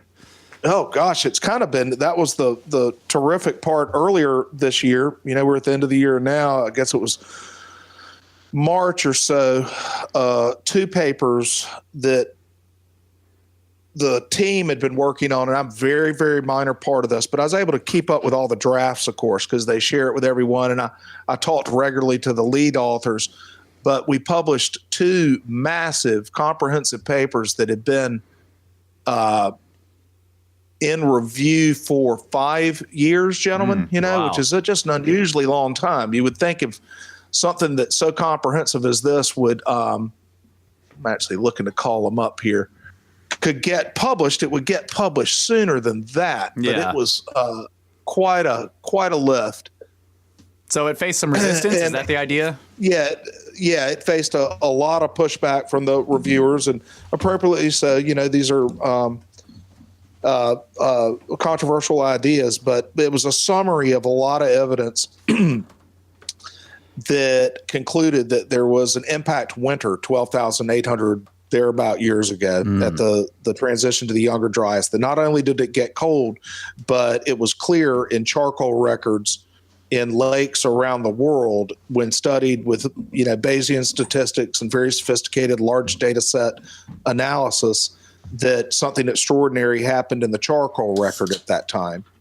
And that also the ice cores and glaciers showed evidence that an impact happened 12,800 years ago. So there were 2 sets of papers, one focused on ice cores and glaciers, which was not original research particularly. Our team has never gone and drilled an ice core. We've made some attempts to get at glaciers. That's where we have gotten to the Greenland Glacier. And Paul Majewski is one of the great glaciologists in the world, gathered that data and published a platinum paper about elevated platinum in samples that we take in ourselves. But generally, this is reviewing all the ice core records that are existing. And then a whole other set of data was in another paper, and that was concerning lake, marine, and terrestrial sediments. So you got kind of the cold stuff and the earth stuff. Okay. And when you go back and look through the timeline of what's in that material and go back and say, okay, today is what it looks like today, and 100 years ago, here's what the material looks like, and here's what the geochemistry is, and the mix of charcoal, versus not having a burn event, et cetera. When you go back through that stratigraphy or that ice, what do you see when you look at the large data sets? Right. And it was very, very clear that there had been a tremendous conflagration across at least the northern hemisphere. So a burn so bad that it shows itself, with distinction versus thousands and thousands of other years since and before. And that probably 10% of the, Earth's biomass at that time was lit on fire, which is actually larger than I think some of the proposals for the comet killer for the dinosaurs. Yeah, that's a lot. Yeah, that's a lot. It was a bad day. Now, people saw it. Was the dating on this again associated with the beginning of the Younger Dryas period? Yes. Okay. Yeah, the 12,800 years absolutely. ago. This is all concerning the beginning. Okay. That's just crazy. Yeah. And we're talking, these are from scientists. I'll just say the lead on the paper, was Wendy Wolbach, and she's an engineer from Purdue. Excuse me, she's not Purdue. I always think of it as engineering school. She is a scientist and a chemist from Purdue. And I just know her, as a digital acquaintance now going 10 years. But if, feel, comfortable still yet to meet her in person, that I know what kind of person she is. And she's not a wild claims person. In fact, she was invited to go on a podcast and she didn't want to do it. Yeah. Not because she demurred or was coy. She just is not her style. Right. She is a in the lab, serious, rational chemist who doesn't go make wild claims and wild theories like perhaps I would on a podcast. Right.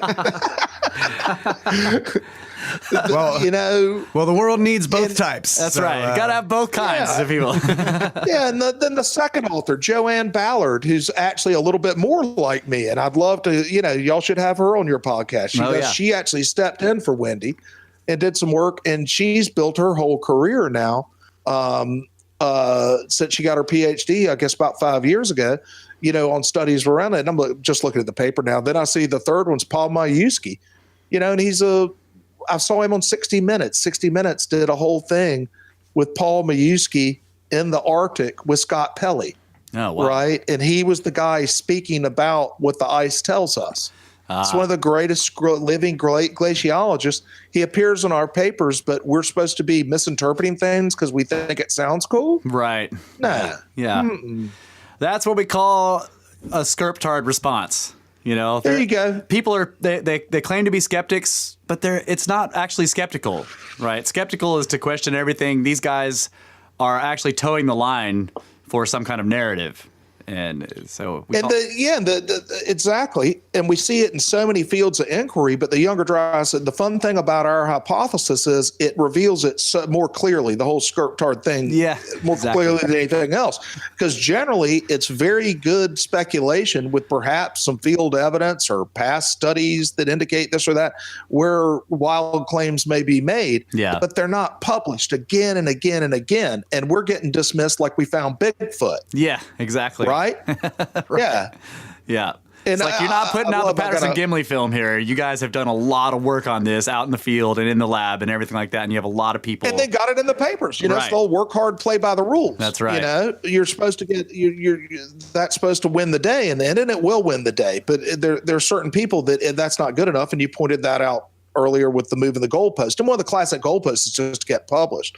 To have catastrophic literature of the kind that we're talking about in human times, has been the holy grail of all catastrophists since Velikovsky. Oh, right? Yeah, you're totally right. So, you're totally right. And that's what terrifies them. Right. One of the goalposts originally was get the stuff published if you can. And now you just get the stuff published. Now they're dragging the goalpost, no crater. Then you find a crater, dragging the goalpost again.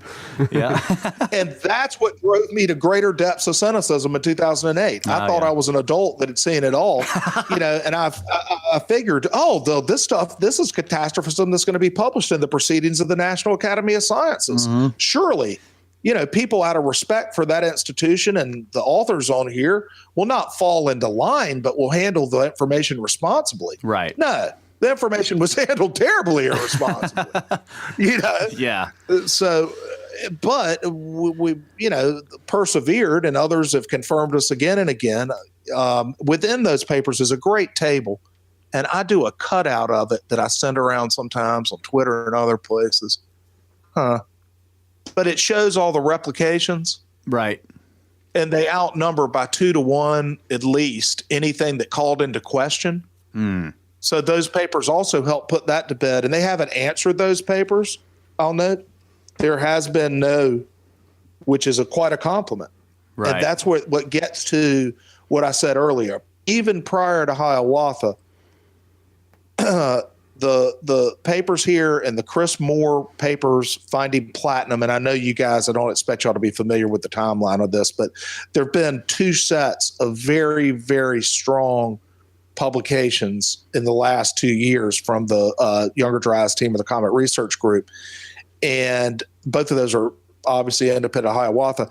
They influenced, I think, the community greatly. And I think they brought the majority, if you will, or the zeitgeist, if not publicly stated, of the scientific community that this is a very serious thing. Right. And I think Hiawatha has obviously put that on steroids. How it's going to show itself, I don't know. Right. Will there be more teams pop up with I would think that you'd see more teams that we don't even know about now, just as happened time and time again, pop up with confirming evidence of our previous publications. Right. So, okay. So the going back to the burn papers again, the lake part, this is the idea here is that lakes deposit sediments that are based on like whatever's in the air, the atmosphere at the time, and it's seasonal, so that you can easily, it's like stratigraphy, right? It like delineates itself by year or at least by season or something like that. So it's easy to. That's right. Okay. Yeah. They call them varves. And, it's like tree rings, or exactly like you're talking about. Right. Tree rings, or archaeological soils, or I forget what you just mentioned, but yeah, that kind of process. Right. Same as the ice cores. You can sort of like count the years, basically, almost like tree rings, because of the delineations and there's a discontinuity through the seasons based on the. That's change. right. Yeah. And these are very, very special lakes. Right. Oh, okay. And you wouldn't know it necessarily looking at them. But from what I understand, there's some of them, there's one in Kentucky, for instance. I think it's called Jackson Pond, if I'm right, that actually one of the people who worked for me had done his early career work on that got published that helped support all this. And it's just an old lake in Kentucky. But some lakes have been sitting there since the Pleistocene. Oh, yeah. Right. So they're very old. And they've been in a stable enough landscape position that they've continued to accumulate sediment, not enough to extinguish the lake, but enough to record a long, long history of adding a couple of millimeters of material a year. Yes. Right. Exactly. So you can look at those couple of millimeters and you can determine things. And one of the things that jumps out, and one of the things that's always interested scientists, pro and con, our subject, is the distribution of charcoal within those lakes is one of the simpler ones. And then we even went in and looked at, I'm looking here at the paper, platinum, magnetic spherules, nano diamonds, going all the way through some of these things. Right. And no, excuse me, we haven't studied those materials in the lakes yet. Yeah, in lakes yet. Okay. Per se. The charcoal has been studied by others for years and years, by one member of our team, but most of the science comes from the synthesis of those records and looking at them carefully. And that's pretty complex stuff. And you mentioned the term, I think, earlier, at least before we got on the podcast, about Bayesian statistical analysis. Yes. Yeah. Yeah, and I'm no expert. Neither am I. So, yeah. But clearly protocols were followed to move that math, and that math hasn't been answered yet. Okay. Remember, this all came out in Journal of Geology. I'm looking at February 2nd. So it's not been a year yet, and not so much as a peep from the other side. The other side is someone like Jennifer Marlin, who you mentioned earlier from Yale. Right. Who was speaking, she's a charcoal person, I believe. There's another young lady named Jacqueline Gill, who's a harsh critic of ours. I've asked her a couple of questions on Twitter, and she blocked me. How embarrassing is that, right? And but highly, she's very highly political, and I think has other agendas. Jennifer Marlin, I'm not sure, but we saw Jennifer Marlin pop up. She's an expert in charcoal, I believe, and she popped up telling us that she didn't think a 20-mile wide crater could affect North America's climate. Right. Or set everything on fire. Yeah.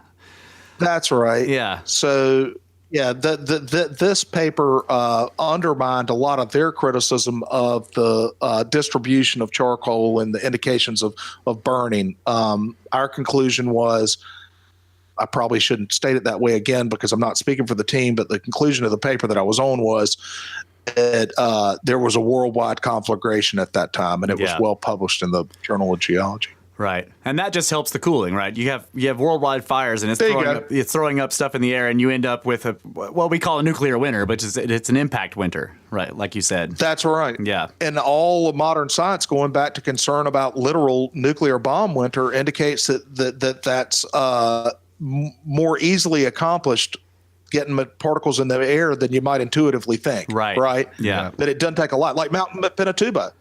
We've seen it happen in our own lifetimes. You get one volcano that we might not even noticed 100 years ago, but it noticeably changed temperatures.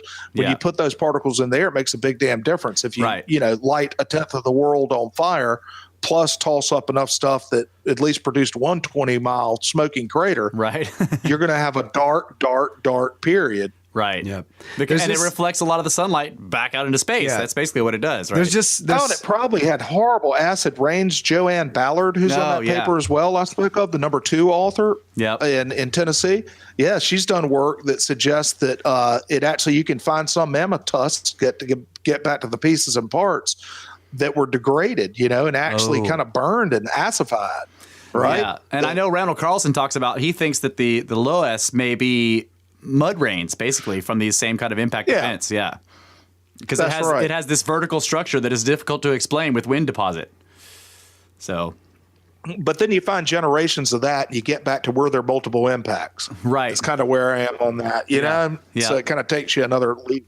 Which would you go back around and think, if this stuff is cyclical and we get into bombardment phases, The Carlson talks about this a little bit too. Like, we may pass into an area where we may get into an area of the Torrid's cometary stream where it's basically we're in a phase where we get bombarded all the time by large, not enormous objects like what caused the Hiawatha Crater, but smaller ones that explode in the air, and ones that may make it all the way to the ground. But you could get and I know you've written about this on your blog. You have something that comes down and blows up in the air. It can drastically affect the ground.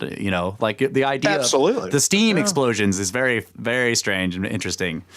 So, Bill Napier is kind of my go-to guy on the Torrids because he is the kind of the father of all of that. Right. With Victor Klube and did a wonderful book in 1980 and then a follow-up book. And, I guess the best you can say for his critics is they ignored him. They never took him down. They didn't even go after him. They just ignored him. And the Americans basically ignored him. And you call that school of astronomers who were, British employees, of the crown. Right. You call those the British neo-catastrophists. And they were the prevailing school of thought. And to some degree are still in England that think that these impacts happen much more frequently. Yeah. On the much more conservative side that won the day with regard to impact frequency is the crowd at NASA. Yeah. Right. And those were the folks that were responsible for determining impact frequency. And they've always had an awkward job, fellas. And their job, and they never really truly address it. You go look at people like Clark Chapman and Alan Harris. These gentlemen are getting older now, but they were big names in the day. And David Morrison, who were the go-to guys for impact frequency and is it a danger for our lifetimes for the last 30 years, right? Yeah. When they would get into an article or there'd be some near pass of an asteroid and they'd call one of those gentlemen and ask them, they would say they'd had 2 messages. Is one, we don't really know. There's much we don't know. We need more money to study it. This is a critical thing, but it's not that damn important. Right. It's not very important, but we need more money. They would both quell fears and insist that it was a threat. Right. The degree that which they needed more money, is a very weird position. And I guess it's like, and I've always noticed, I think it's the inverse, if you will, of global warming scientists. Yeah. Yep. That the impact frequency crowd, if you will, are paid to, and their bosses expect them to answer the phone and say my problem isn't that big of a problem. Right. There's a whole nother raft of people, about literally couple of thousand times more scientists, right, that are responsible for communicating global warming science. Yeah. And caution is not the first thing that comes out of their mouth, Yeah. right? Right. Yeah, it is. This is cause for immediate alarm today. Right. For you, your family, Yeah. And right or wrong, that's the message. And I think everybody would agree some elements of that community overplay it, if you will. Yeah. But you don't see any elements of the impact frequency community overplaying it. What you do is you have some very quiet, responsible English scientists who actually proved it's a very, very serious threat. Right. My favorite thing that NASA has said about this is that, that they have found 90% of all threatening objects in space. And I'm like, if you haven't found 100% of them, how do you know what 90% of them is? Yeah, that's right. Yeah, absolutely. How can you decide that you found 90%? Well put. Alan West reminded me the other day, I didn't know it's this comprehensive, but the concern that the impact, let's say Bill Napier, worth Googling again, and his concern over the tard meteor stream, it doesn't have anything to do with the asteroids they're looking for. Right. Right. It has to do with the chance that you could run into something in the tard stream, but you could also have another interloper come in. Yes. Right. Which is a disintegrating comet that you have absolutely you cannot predict that. Right. You can't go and say well, you can with some, but you can also have very new ones. But even an interloper that contacted the towards meteor stream and rearranged the directions of the objects in the meteor stream. Right, something that passes through the torrids way far away from us and changes a whole bunch of things. Yeah. Yeah. And Bill put it to me that, it's like crossing a highway that depending on the time of day, you can walk across that highway reliably time and time again. But there are certain times where the traffic is much higher. Right. When you look at the guys that do it there at NASA, they don't consider the higher traffic periods. They do it as a steady state analysis based on, what we have right now. Right. Is my understanding. Yes. Right. And like Comet Enki, you got some large object. Created the torts. Yeah, you got some large object that comes in and it starts to break up, and all the modeling that they've done on this shows that you end up with areas with high traffic basically, and then other areas where there's almost nothing. Right. The torrids. That's right. The torrids, when we pass through it, might give us a meteor shower, but one day it's going to give us impacts. Because that's a fascinating part of it. That if it was associated with the torrids, which clearly clearly in my mind caused the Tunguska impact. Yeah. That we do experience it. Right. That we got a little taste of it every year. Right. Exactly. Right. And the Chelyabinsk thing. Absolutely. Well, no, that's February 15th. Oh, okay. That wasn't torrid. So it didn't line up with this. It did come right out of the sun, though. Nobody saw it. That's right. A lot of different ways it can happen. Yeah. And one thing and I'm not sure, but the other day that one of the researchers was telling me that, but Bill and those guys, they think all the large impacts on Earth were caused by comets, that there weren't any free-floating iron asteroids disassociated from the asteroid belt that come in. And that's very important for Hiawatha. And I guess I should add that the early speculation within some parts of some of the people I'm talking to is that it wasn't just an iron asteroid, and that God bless the folks that are researching it, and I'm sure their mind is completely open, but their initial take that this was a freestanding single chunk of iron that came in, they believe differently, that it was probably a more of a cometary object in some stage of breakup in which the material contained obviously large iron masses. Right. That's what we were talking about. And it could have been and it could have been a much larger object that there was a big iron ball inside of that created the Hiawatha Crater, and other places impacted something else. It could be any number of scenarios, like you were saying.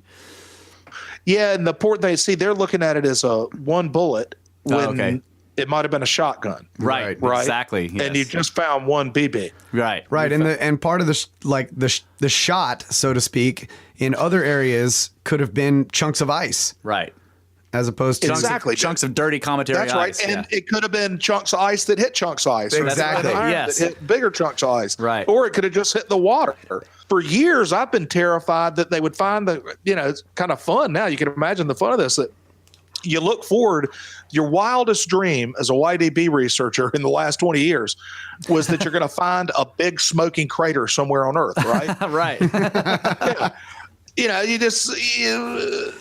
And they find one, but what I was worried about is it would be in one of the 3/4 of the world that's wet. Yeah. Okay. Right. Yeah. So they're probably still out there. I'm just glad that at least one big piece, if it does date to our time, hit land. At least one big, hit land and can be seen. But damn if it wasn't a close run thing, right? Because of course only half of it shows. Yeah. It could have been deep under there. I guess they would have still found it. Yeah. I don't think any visual observation of the fact that it revealed half itself. Hiawatha, you can see half of the ice. You can actually see the semicircle. Right. I don't think that tipped them off. Interesting. Well, they have been finding like the Burkle crater is a pretty recent. That's right. And they don't think that happened very long ago either. And that's under, what is it, 2 miles of the Indian Ocean? That's an enormous. It is, but that's that's very speculative, right? But God bless them for speculating, and those are great scientists. One of them, Dallas Abbott, they're in that same lab at Columbia that Wally Broker runs, right? Right. So she's thinking the right things, and she's in the right place. But they've been less field intensive, but their speculation was totally legitimate, and their hypothesis that within the Holocene itself, there would have been other instances. For instance, sometimes people will tie this stuff to the biblical stories of flood, which is fine, and far be it from me to dismiss that out of hand. But there was clearly another event 8,000 years ago, dramatic climate event, a dramatic meltwater pulse, and all of that. Yes. I wouldn't think that if you'd had two of these, a betting man would say, if you're still telling the campfire story about the big flood, it would have come from the previous big flood. Right. Because everybody who knew about that one died. Or maybe maybe they passed on some things, and the guys that came out of the 8,000 flood were still talking about the 13,000 or whatever. Right. But I think the biblical stuff happened something more recently, and that's what that Holocene Impact Working Group, was focusing on. Well, one of the things that really blew my mind when I first heard about this Burkle Crater thing or whatever, I went to go look at the coastlines around there, like Madagascar, and then man, you can see enormous what looked like wave basically runoff. Yes, deposits all the way over in Australia too. You can see them in Australia. On the other side of that ocean, 4,000 miles away. And then the deposits. That's a hell of a rat hole to run down. That's right. That's a great. I've looked at all that same stuff. It's amazing. Yeah. The problem is that they were never adequately refuted, but only because they never adequately published. Right. Yep. Right. They had some bits and pieces and some presentations and some interesting, they had a great site in New York that's one of those old lakes that collects the varves that you can go test through time, the sediment in the bottom of the lake. Yeah. And Dallas Abbott had in there plankton from the Caribbean. Oh my God. And you're up there in upstate New York and you're testing a bog. It was called White Bog, I believe, whatever. But you go back down there and you find plankton, from the Caribbean. I guess it was her thing, Burkle Crater time 5,200 years ago or so. Right, exactly, yeah. That's a hell of a finding, but they needed to kind of do more. Right. But it's hard, the Younger Dryas team came together. There have been many attempts to prove this stuff with individual shot papers. Our team came together with a certain chemistry and mix and a certain leading lights, intellectual lights, that they were able to keep pushing and pushing and pushing and pushing. Right. So there's other stuff out there. And if we had enough time and money and people thinking like we're thinking, gosh knows, you'd love to go look at more recent times and say, what else could have happened? And there's plenty of reason to believe. Marie Agnes Corti, who is a soil scientist of some note in France, has maintained for years that the Middle Age the collapse of the Bronze Age civilizations in Mesopotamia and the Levant, et cetera, was all due to a catastrophe, 3,700 years ago. Right. Yeah. And you have all the Bronze Age forts in Scotland and Ireland and in England that have vitrified stones all over them too, like implying some great heat was applied to all of those Bronze Age forts and the civilizations collapsed. So that's all interesting stuff. And I would like to think all of this got back on the table to some degree. At least it should take a big step up the credibility range, because now we have found at least one crater. Yes. That happened. People saw that happen. Right. That wasn't a dinosaur that saw that coming down. And it's still smoking. I'm going to keep saying that. Yeah. I won't say we hope. I can say we hope. See, I have absolutely no scientific, you're a regular, credentialed scientist could not say he hopes. Right. But the Tusk feels free saying I hope. All right, you had the. That's cool. I wanted to ask you, just change gears a little bit, about Allen West and looking at it. When I first started looking into this whole thing in the Comet Research Group, and I was looking at the names and of the scientists and doing a little research on each one of them, I ran across this sort of scandal. It appeared to be with Allen West, and immediately in my mind, I wanted to assume that this was ad hominem attacks. Yes, ad hominem attacks on the guy, on the guy's character. And I can't remember exactly, but can you fill us in on what was going on there with all that? Sure. I'm actually seeing whether the website that was published on is still in business, because I'm not getting a link right now. Uh-oh. I think it went down. Oh, well, that's great. Yeah. Well, that'd be my first commentary on that piece of junk. But no, it was a hit job. It was a total smear. And what they did was kind of lace together two facts that were, somewhat easily discoverable, and then, extenuated that to there being, some kind of nefarious characters who were seeking to salt geochemical ice cores with signs of catastrophe. Oh my God. That you would actually have fraud involved here.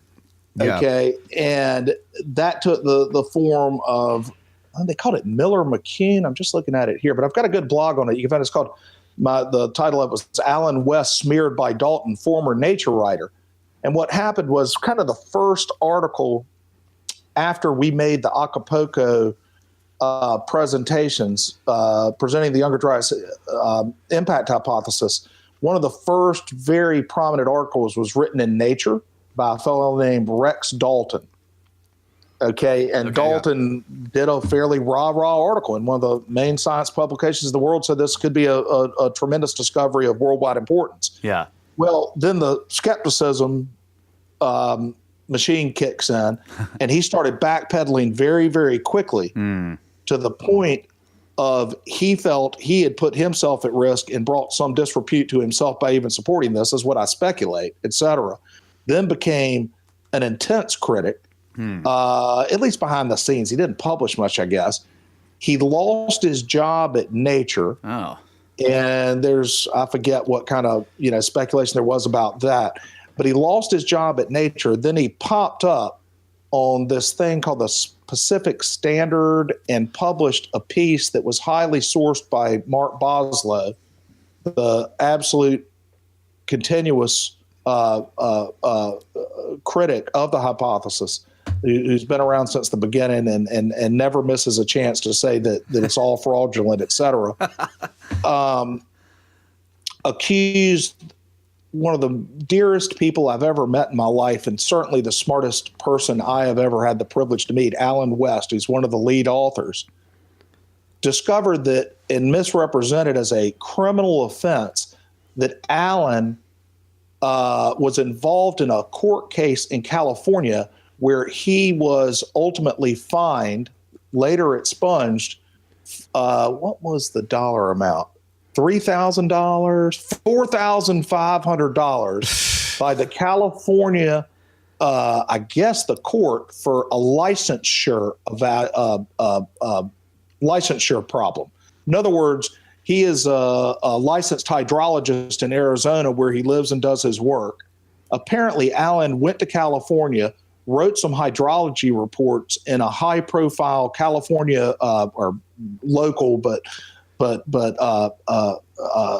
when I say contentious water fight, did a study for them within those court cases, was accused of not being properly licensed to provide information in that water fight. Oh my God. As some of the slime that got thrown in the water fight, they accused him of not being credentialed, and as part of that, he got fined. I mean, come on, man. Yeah. And not That's only like, that, okay, so it's the context in which these allegations or whatever were presented in the research that I did, just looking into the guy's name, were based on that he was a discredited, hydrologist or whatever person or whatever, and associate. I'm just like, what? Yeah. Come on. Well, no, it's like getting a plumbing license or a hair salon license. If you go cut hair, if I at my local, the guy who cuts my hair, if he went over to Tennessee and cut somebody's hair, he could get fined. Yeah. It'd probably be about the same. It's probably a $5,000 fine. Those things are serious, right? Right. It's always a question, particularly with people who do consulting work in geoscience, is exactly what constitutes a licensable offering to the client. Right. If I write up a thing, I mean, with engineers, it's a stamp. I'm sure it wasn't a stamp kind of thing. But one way or another, within the court case, he was on the side, was very aggressive lawyers that included him as an inappropriately licensed expert who had provided information within the thing. So it was a misdemeanor. It was a $4,500 fine. And Mark Boslow and others continue to refer to him as a criminal. Oh, yeah, gosh. Exactly. And then a lead author in our group is a criminal because of a licensure that was expunged completely. Yeah. Allen went back and got it completely expunged. And then I'll go ahead and talk about the other part that caught my eye probably more than that, because I get that. I mean, I'm in a business where, I've been fined before for things that you could call me environmental, you could call me a polluter because I've had sediment violations in my business. Right. Well, I'm also in the wetland restoration business and have, restored 100,000 acres of wetlands, right? Right. We have polluted at times. In the course of business, sometimes you get fined. Yeah. My point there. The other part was that he had misrepresented himself by having changed his name to West from Witt, right? Now, I'm not exactly sure if you're trying to hide yourself while you go publish scientific papers. Okay. Usually criminals try to lower their profile. Yeah, their public profile. Yeah. What happened was, Allen had long wanted to write a book. He wrote a book, parts of which they regret today because, it threw the whole kitchen sink in 2005. And frankly, he told me he'd never really liked his original name, Witt. He didn't like Alan Witt. And he always liked the guy in that old cowboy show from the 70s, Alan West. Yeah. And he's about to do a book, and he changed his name. Yeah. Nothing wrong with that. Yep, and many authors have done the same thing. Yep. Absolutely. Yeah, I know. So, all right. And Alan, again, if you're going to change your name, you're not a secret guy. I would bet 80% of the time I've ever called the guy, the exact same number he picks up. He ain't hiding from, this is not a man of mystery, and they do treat him. They'll say, I've seen things of it. They'll call it, the cryptic or the mysterious or the low profile Alan West. Well, he's only low profile because he doesn't tweet every 10 minutes. Oh yeah. That's low profile. Yeah. Yeah. He's an old school private sector, polymath geologist and earth scientist who spends his time writing detailed papers instead of smearing people. And all of this was fed by Mark Boslow to this guy, Dalton, who was trying to get a new job. And part of his new job was coming out against something that he probably felt he had been too enthusiastic about at first. Man. Does that help, guys? That definitely does. Thank you for setting the record straight. Setting the record Brothers straight. of the Serpent Podcast. That's right. Well, I didn't do as good a job as perhaps I could have, but I hope I got the spirit of the smear across to you. Yeah. No. And honestly, that is, I don't want to admit that I jumped to a conclusion, but that was what I did because I've seen that type of smearing. Yeah. It's another fallacy. It's a way to redirect attention away from the data to some other right. When you can't address the data, you attack the character of the person who's presenting the data. Yeah. It's that was classic. in 2011 when that smear came out. just 2 years later, Harvard found a 1,000 times crustal abundance background platinum spike in the Greenland ice core 12,900 years ago, right? Right. Yeah. I wrote a blog then that said, what did Allen do? Is Allen such a nefarious character, this man who changed his name and had a licensure violation in California, that he snuck up to Cambridge, Massachusetts, went into the ice lab, and managed to salt the platinum into the core? Yeah. Where's he getting the platinum from? What the hell, man? I mean, if he's a fraud, he's a lucky fraud. Yeah. It'd be like Bernie Madoff accidentally buying the right stock. I mean, how can you claim that other people could create the same results as the fraud does at Harvard? Yeah. Excuse me, I'm getting a little hyperbolic. No, man. No, thank you. You got sweat drops. I get sweat drops on this stuff too, man. I start shouting. I knew I'd enjoy this podcast because I wanted to get a little more hyperbolic because, because of the crater discovery. Yeah, exactly. Damn it. It's awesome. We're in new territory. That's right. Pump it up. That's right. Where's the party at? Dang it. Well, all right. We also wanted to get into the Carolina Bays, but I know we're coming up on another hour here. Do you would you like to go into that or a little bit, or you got to go? Either way, man. Can I I'll do it, but give me a break. I need about 5 minutes. Yeah, no problem. Not a problem. We'll take another snake break and come back with the Tusk. The Tusk. Okay. On the Carolina Bays. Yeah.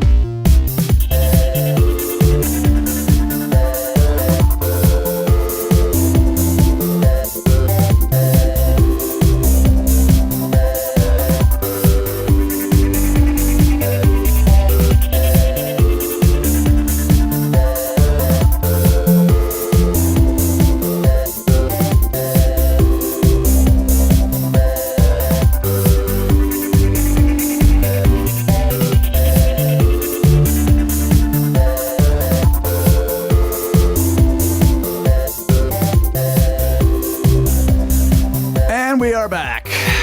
Brothers of the Serpent podcast, having a fantastic conversation about all things Younger Dryas. Stuff that we have talked about many times on the podcast before, but we are getting the serious information. This is like, this guy has gone into it far, far more deep than we ever have, and he knows a lot more than we do about this. So this is a great conversation. So we are back with Mr. George Howard, and we're going to talk to him about the Carolina Bays, right? You've done a lot of research on that. I am. It's kind of how I got into the larger subject, for better or worse. Right. Yeah.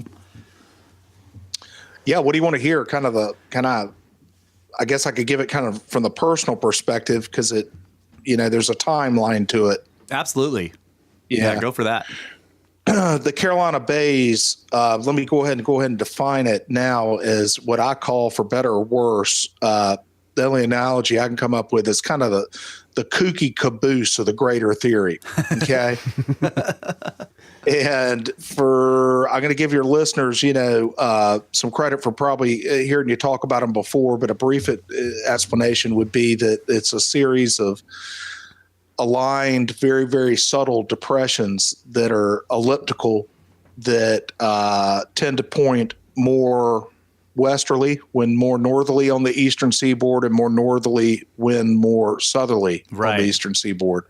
So they align in a radial pattern across multiple states and 55 or 60,000 different instances. And, for years they actually said 500,000, but they were never that high. So even our group, which is not necessarily at all the Younger Dryas boundary group, but the people who follow bays, we defined it down to 55,000 long ago. Oh, okay. And so that series of elliptical depressions has puzzled people since the 1930s, where it became a subject of intense interest by scientists all over the country. And it was a tremendous controversy through the 30s and early 40s. And the controversy took the form around, it was kind of important to talk about the timing. That was right around when they finally proved that Barringer Crater, the meteor crater outside of Flagstaff, Arizona, was actually a impact crater. Right. And prior to that, had been thought to have maybe been a volcano, et cetera. And they finally put that to bed. So there was some kind of, general recognition that things come from space and explode. And around the same time, coincidentally, they came back with aerial photographs as part of a Roosevelt New Deal administration effort, and it revealed these new technology of aerial photography revealed that the southeastern coastal plain was absolutely littered with these very subtle but clearly visible from above oval depressions. And again, from the ground, you would never know what you're dealing with. You might have just some general sense that the swamp that you're looking at or the low area that you're walking around has a circular form, but you would never know how one after another into the thousands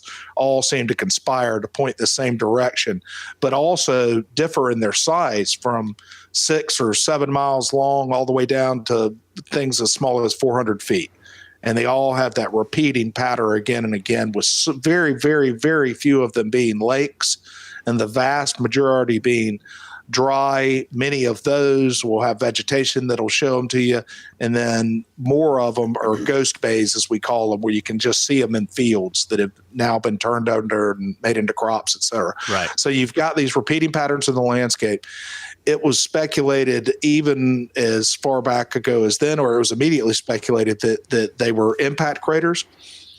And that was immediately undermined by the fact that you found no meteorites or any kind of meteoritic material or, any kind of impact material or debris within the base. Or crater themselves. Structure, right? No crater structure either, yeah. That's right. And you don't have a traditional crater structure. Right. And starting kind of, I guess, in the early 50s, they rewrote the hypothesis, which I think is entirely fair, and said, well, could this have been a secondary effect of some sort, or possibly a shock wave which is kind of advanced thinking, because then later one of our chief critics, Mark Boslow, proved, I suppose, or at least was involved in the science that said that things can, explode in the air with tremendous consequences on the ground, but leave no material. Right. So they were thinking that way in the early 50s, and did the rock blow up just above but never made it to the ground? But that's not particularly satisfying. Then in the 70s, a team published, after it was long trashed and ruined people's career, the chair of the University of North Carolina at Chapel Hill's Department of Geology, William Prouty, literally died with a pen in his hand, responding to his critics. Oh, wow. And he was chair of the department, and he was a career-long advocate and publishing proponent that they were all caused at once from above. Right. I still agree with that. Yeah, yes. I like that generalization for sure. Yeah. Yeah. And how it was caused, who knows? We can speculate, and that's what we're about to do. Yeah. But the other explanation is they were not caused all at once from above, but that they were caused by winds which blew shallow depressions in the ground into perfectly oval lakes at today, at least the thinking is, over at least 4 periods of formation that reach back more than 100,000 years, with some of them separated by 10 and 20,000 years each. And that each time these winds came back, those winds conspired to produce more and more bays that point the same direction. Okay. And that the modern thinking is, as you call them, the terrestrial and extraterrestrial, had nothing to do with aliens, but from space. Right. Those two camps of causation, the terrestrialists are settled today, and they resettle themselves often on this stuff, but settled today that they were all lakes. And we've got evidence, I have evidence that undermines that. It is a sensitive subject for the Younger Dryas boundary hypothesis because it's not needed. And when you're in a very, very difficult publishing and informational challenge like this group is, you certainly don't retain evidence that you consider to still be questionable. Yes. Right. And with a large team, you're going to have a variety of opinions on how questionable that evidence is. And in fact, even I would agree today that there is absolutely no need to include the bays in the hypothesis. Right. They were included as sites in the first paper, which is still considered valid by even the skeptics within our own group concerning their sudden formation and simultaneous formation. Those who are skeptical of it within our still support the fact that there appeared to be materials that were created in the catastrophe. But did the bays precede them? Were they sitting there as lakes and stuff drops out in them and now you can find that? That would probably be some of those folks thinking, not to speak for them. Right. Okay. So we uncoupled that theory, if you will.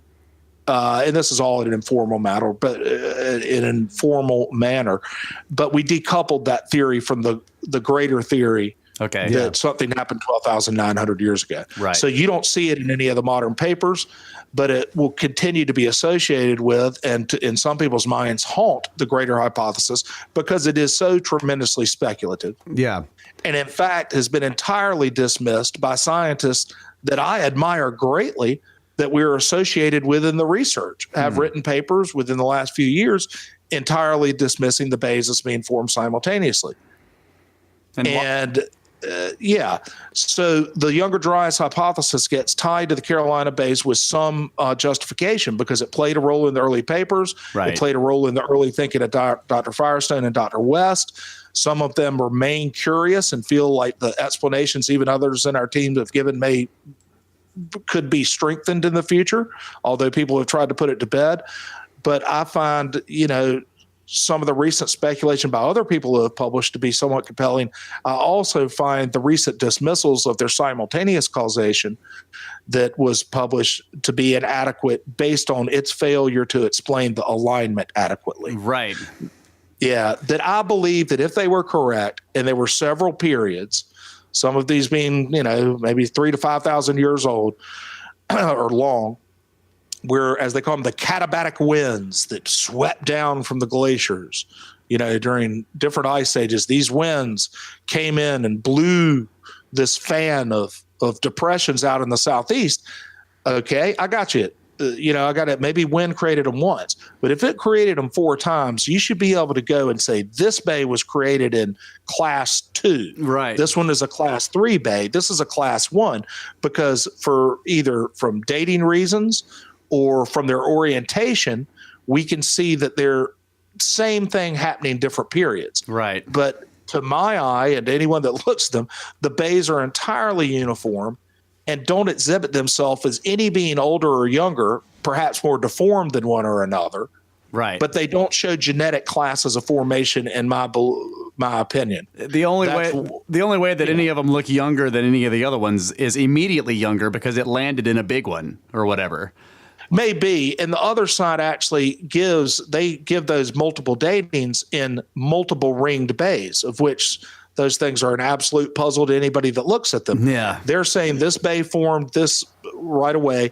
Then another set of wind came and moved it out to here, and we test this. And I think there's some problems with that dating. I think it's speculative. And then the next bay rim dated to this date. Therefore, there were 3 ages. Right. Well, that's one multi-rim bay. Go find me an individual bay nearby or far away and say, okay, this individual bay that only formed one rim, it was formed 72,000 years ago. Right. Or 75 to 70,000 years ago. And this other one was formed during the recent during the Younger Dryas, because some of them date to 12,000. This one was formed 15,000 to 13,000 years ago. Right. I don't think they would point exactly the same direction. I don't think that those different periods of wind would conspire to be so exact, nor reformed the former class to emulate their direction without leaving a remnant of their former orientation. Right. Does that make sense? Yeah, and at the very least, the glaciers themselves having receded and then proceeded and receded would be different, and the winds coming off them would be different because the glaciers are totally different. Like, if they're source of the winds, I think they took their dating too far with the classes part. But let's say they're wrong about the classes and it wasn't times, but they're right that there was one period of wind within some discrete span of time. Okay. That formed them. Okay, well, what then formed them? They would maintain that each and every one of them, if I read it correctly, was a lake. Right. And that lake, if you blow wind across a lake, it'll form itself into a perfect oval given those kinds of soils. Okay. Okay. A lot of that was both claimed and dismissed, in my opinion, years ago by studying other lakes, for instance, in Chile and aligned lakes on the North Slope, right? Right. There are winds that align lakes in the world. No one questions that. But I've been to the North Slope twice in my lifetime, walked up to the lakes they claim are analogies for bays, and they're not Carolina bays. Right. And I get it. It's permafrost, but they're actually deeper than Carolina bays. They're more dramatic, and they had to dig their ass into permafrost. Right? Okay. And they're not ellipses by far. They're long stretched out things with rounded ends, et cetera. These things, you don't find this phenomena in this form anywhere on the earth. Right. And to say that it would happen 4 separate times, but let's say it all happened at once, and they're aligned lakes. Well, early in this, before it was dropped for good reason as a inference of our research that they may have been connected to the Younger Dryas event, we cored them in North Carolina. Okay. Just some kind of crude techniques, some pretty damn labor intensive. Me and some others, directed by some of the senior scientists, them involved in the field too at times, took some pretty deep cores from the base, and all of that material was shipped, a lot of it at my personal expense, out to California, to the University of Santa Barbara, to Jim Kennett, the member of the National Academy of Sciences that I mentioned earlier, his lab out there. And his grad students or whomever went through the material in the fine detail that those kinds of scientists do. Yeah. Paleoclimatologists. They found no indication whatsoever in any of the sand column in a particular Carolina bay that we studied intensively that I think that you'd find the same result again and again, but we don't have that data. But that bay was never a lake. There's no question about that. Okay. It didn't have an organic layer. It didn't have and you can see bays that look just like that again and again and again in the landscape.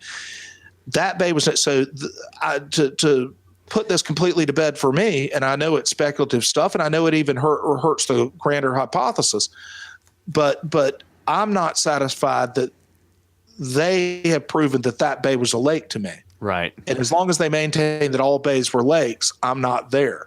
Right. But I'm very, very sensitive to the fact that the public and the interested scientifically minded public like yourselves that are going out and look at this stuff, throw it all in together because it did have a relationship. Right. And damn if it isn't interesting stuff. And I really fault the critics for dismissing the public's interest in this because I include myself in the public, but kind of a veteran public at this point. That when you discover the Carolina bays, you make an intuitive association. You go, Jesus Christ, something happened. Yeah, exactly. Right. And it happened all at once. Right. That is continuously dismissed. And I think it's a great example of almost kind of a wisdom of the crowds thing going on. So can I ask you, go ahead. Didn't they find some to the west? Out in the west as well. Oh, hell yeah. Okay, so in Kansas and Nebraska that point exactly to the same areas. So we had looked at some images online that show the convergence of lines of the axes. Right, that converge somewhere around the Great Lakes. If you Saginaw Bay. Right, Saginaw Bay, if you adjust for rotation of the earth, for ballistic periods, And poor Michael Davies, who's done all that work, is an interesting character and a good friend, and we differ entirely politically. Good Facebook friends, but God, we go at it sometimes. but Davies, who has seized on that. One of the good things about being an original Carolina Bay nut, because what happened was I got into this. I'm in the wetland restoration business. Right. And I've been involved with wetland policy since I worked in the U.S. Senate. Right. You mind if I tell the story? Because it's kind of fun. Please do. No, go for it. Yeah. Okay. The way I discovered the Carolina Bays is that I was the wetland guy in the Senate. Now, other people were doing things like the Department of Defense and, telecom and whatnot. I was like the wetland guy. But I was the wetland guy. Real important guy. Yeah, the wetland guy, wetland policy. I continue to live in that world. Okay, so you see wetlands described. They'll say bogs, fens, winter wet woods, palustrine forests, Carolina bays. Something. I go, Carolina Bay? And I'm like the wetland guy. I'm like, there is this wetland named after my state. What the hell are they talking about, right? But in 1992, you had to go down to the library to figure that out, and I wasn't going to do that. So I always Carolina Bay, and I'm like, is this like a bay feature? Is this like something on our coast where ships can pull into this bay? What is this bay, right? So I'm sitting there with the boss one day, the U.S. senator, And he says, hey, get a map of my farm. And I said, yeah, we'll get a map. What do you want? He goes, get me a 7.5, 20,000 to 1 USGS quad sheet. And I know well what that stuff is these days. Haven't gone into business around this stuff, but I know. I was like, USGS. He goes, yeah, just call up that damn geography people. He's very rough, old, southern pig farmer, right? I'm gonna start trying to imitate him in a moment. He goes, yeah, call them up. Call up damn bureaucrat. They'll bring a map by. So I called up the United States Geological Service and said, hey, my boss wants a map of his farm in Sampson County, North Carolina. Could y'all possibly get me one of these things? And they're like, hell yeah, So a courier comes over that afternoon and brings him a quad sheet of his farm. And quad sheets cover, I forget, 5 miles by 2 miles or whatever. So he rolls out the quad sheet. He's wanting to see something about his farm. And we're in his office, and I look down at the thing, and splayed all across his farm were all these green dotted ellipses. And he was looking at some road or something like that. I said, hey, boss, what are these stuff? What are all these damn circles on your farm? He goes, meteor holes. And I said, meteor holes? Really, Senator? And I was a science geek that never came into play in the business up there, right? Yeah. But I was a science geek. And I'm like, Senator, I am a science geek. As far as I am aware, there are no recorded instances of any craters from space rocks in North Carolina. He goes, oh, that's a bunch of bullshit. Oh, no, they're all over the fucking place. Okay, because he cursed, a big cusser. Yeah. And I was like, really? He goes, oh, yeah. Oh, now they call them Carolina Bays. And I said, really? That's what those wetlands are? Really? So those are all depressions in the ground? He goes, oh, yeah. He goes, yeah, when I was a boy, it was the biggest thing, man, that everybody was all interested in our little redneck county because we had all the damn meteor holes. And then I later came to discover that in 1935, when he was a boy, on the cover of Harper's Bazaar, which was a very popular publication at the time, was an article by Edna Muldrow, still remember her name, called The Comet That Hit the Carolinas. And if you were a 10-year-old boy in 1935 and the number one news magazine in the country, or one of them, showed you something that said that a comet hit your thing, you'd remember that, right? Yeah, absolutely. And he did. So I walked out of there, blah, blah, blah. Literally within a week or two, the internet guy, I was the first person not tech guy in my office, and I think the U.S. Senate, to demand the internet. Like, I got the internet hooked up to my machine. And I mean, it's like 93, it's real early. And I think it was the first thing I typed in was Carolina Bay, to get some pictures of them because I was too lazy to go to the library. And Library of Congress right there. Yeah, a great webpage. There you go, buddy. Exactly. I was really, really lazy. So a webpage popped up that's still out there, mostly in its same form, by a guy named Bob Cobras down at the University of Georgia. He was the first digital librarian down there, and he had able to do HTML like in 1990, and he put up a thing with a bunch of information about the bays. And I discovered that since the 1930s that scientists had been claiming, to varying degrees of enthusiasm and to varying degrees of criticism, mostly harsh, that something happened from above in the Carolinas. So let's fast forward to 2001. I was out of the Senate. I'd come home. I'd started a business. And my very first site that I restored as a wetland happened to be a Carolina Bay, which I loved. So I was all out in this thing and digging in it with a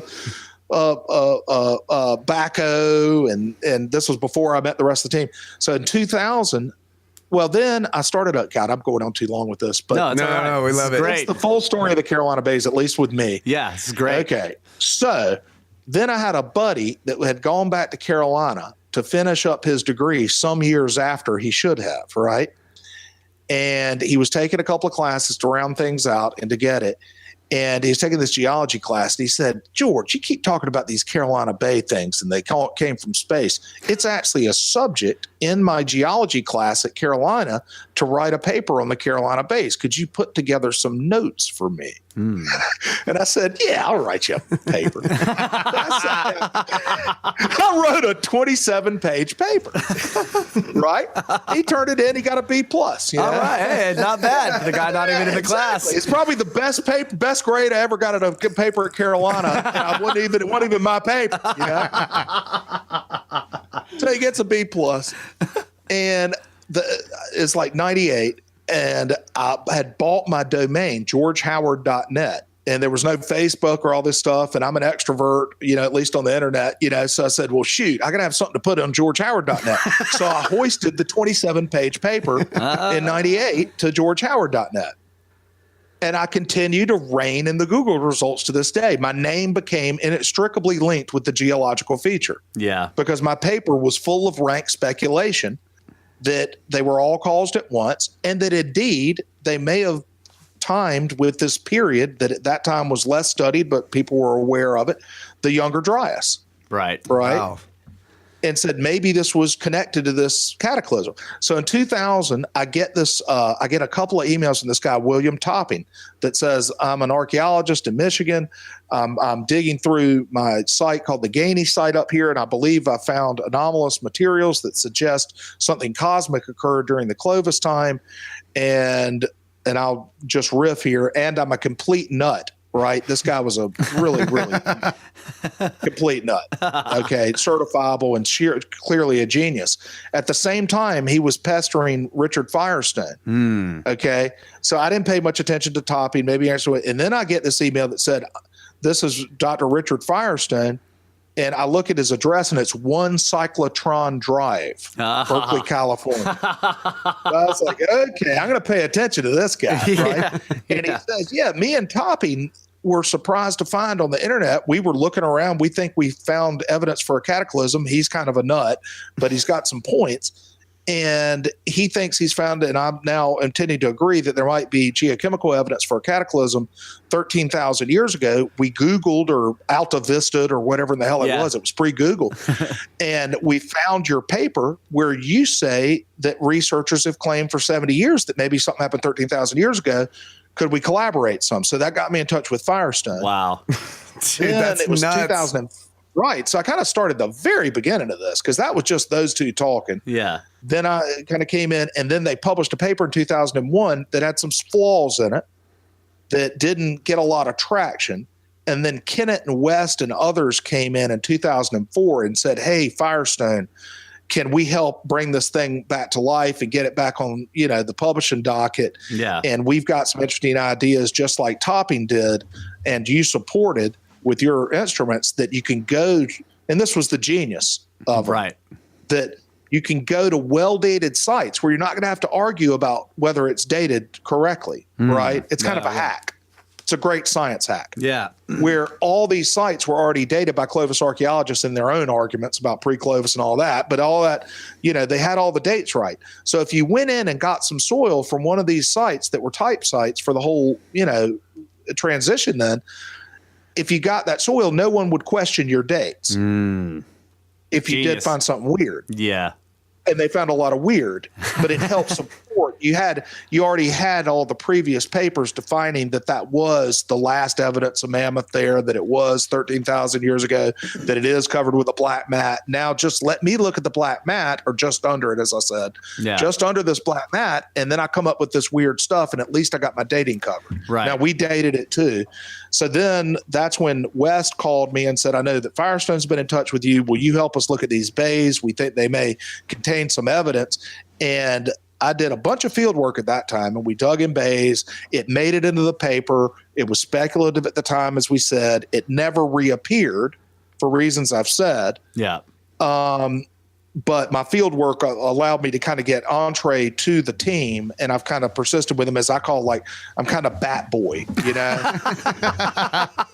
You're the water boy or whatever. Yeah, the water boy, the guy that's always there helping out any way I can, even though Come on, man, you're going to do great. You do so well. Yeah, let me go get your towel. That's awesome, dude. I built a website 96. Did you really? You must have been 12 years old. A little older than that. But yeah, I still am a hardcore geek and was serious about the internet. And in 1996, I built a website. But I built mine on a video game. Did you? So I didn't get to be associated with like some badass scientist researchers because. But you get those early days. Those were the Wild West. No, I totally get it. And I built a website about it wasn't really a video game. It was an attempt at virtual reality a long time ago. And like the same thing happened to me. Great. Like because there were very few websites at the time that people were building, and like there were a lot of people in this attempt at virtual reality, and it was I built a website and I got all these hits, and I became like, quote unquote famous in that circle of people. In some little niche of a niche. Exactly. Exactly. The same thing happened to me. But does the domain persist? Is it still out there at all? The domain? Well, I don't even know. GeorgeHoward.net is like falling apart out there. Modern browsers are less and less capable. I continue to pay the bills. I haven't touched it since Facebook came out. Yeah. Didn't you say you lost the login? Yeah, exactly. I lost the login. You can't even fix it anymore. I keep paying the bills, and it gets less and less readable. It's just horrifying. But I don't want to kill it. Right. No. Hey, man, keep it alive. Let us know if it ever gets scary. We'll do a GoFundMe page for the. We're not gonna let it die. Don't let it die, buddy. I might pay somebody in India to go put it back together. There you go. Oh Lord. But yeah, so I got stuck with this Bay thing, and not stuck with it. I still to this day, I think it's endlessly fascinating. I welcome all the research, and I should add, here's what kind of rocked things recently.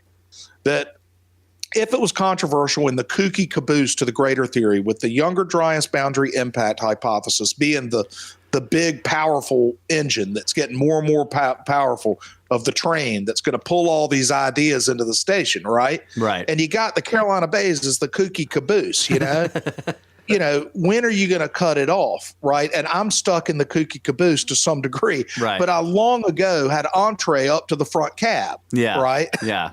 It embarrasses me a little bit that I'm responsible for what's going on back there, as various people around the country continue to point to me. George Howard said this, or even worse, that the Younger Dryas team says this, because they're still reading stuff I say, because I'll still post things that indicate to me that the thing is an open question. Right. Yeah. And it draws some ire from people who are probably more natural allies on the greater theory.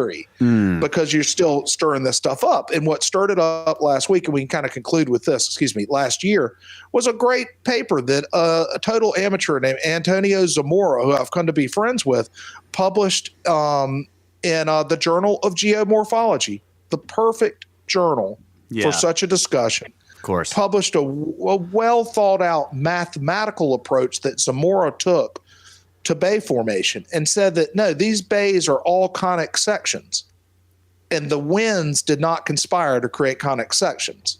What does that term mean? Conic section is if you take a cone, like with a pointy end, right, and a wide end, a perfect cone, and then pass it through a plane. From the side, it shows an ellipse. I've got you. At an angle, conic sections, exactly. Got it. Okay. And he did all the math and said that that's just too impossible. There had to be another formation mechanism that caused something to come down into that surface plane and leave a cone. Yeah. And he added something a little bit new to it, and this stuff, it's so, so speculative and so wild, but he did a good enough job that it deserved publication. He said that if it was related to the Younger Dryas impact, or he proposed that let's relate this to this other research that's going on, right, which was the greater theory, and said if something happened in the northern hemisphere of that magnitude, it would have shaken the soils of the coastal plain violently. Yes, that you would have had tremendous earthquakes, right? Yep. And what happens when you shake a saturated, hydrologic, sandy soil like that? It liquefies. It liquids. That's right. And you can look up on the internet, and you'll see half sunken cards or fully sunken cards with just the tailpipe sticking out with a totally solid sand surface. And, an hour before, it was like complete liquid. Yeah. That it would have created that liquid state, and that if something hit the ice sheet, it would have cast large chunks of ice at high velocities into the southeast potentially. The chunks of ice would have slammed into the liquefied coastal sand soils. Yes. and that they would have flopped out the rims as they did. Exactly. Yep. And that's all he said. And he's been vilified by, for that. But I'll post that, and I catch a little grief from it from people that I very much respect and don't want to cause grief. But I'm going to continue to, speak out on the base, but I'm somewhat agnostic. Michael Davies, who publishes at Centos.org, and also makes regular presentations at geological conferences, but he's an amateur too. He's made great progress with getting the information out there. Y'all have seen his stuff. He mentioned something that was specific to him. But Davies and Centos.org, he doesn't believe it's connected to the YD. He thinks it was 750,000 years ago. Yeah, I remember seeing that. Yeah. So just like any subject, when you get down to the people who are supposed to all be in league, there are about 10 different flavors of it. Right. It's hard for just that part. Yeah. It's hard for me to think that such shallow forms would last that long. You know what I mean? That's right. Such subtle forms. Yes. And unfortunately, y'all are in Texas. One day you'll drive up. If you ever drive up I-95, you're surrounded by them. Right. Yeah. So millions of people drive through them every day, and they're everywhere in eastern North Carolina. Right. But you'd never know.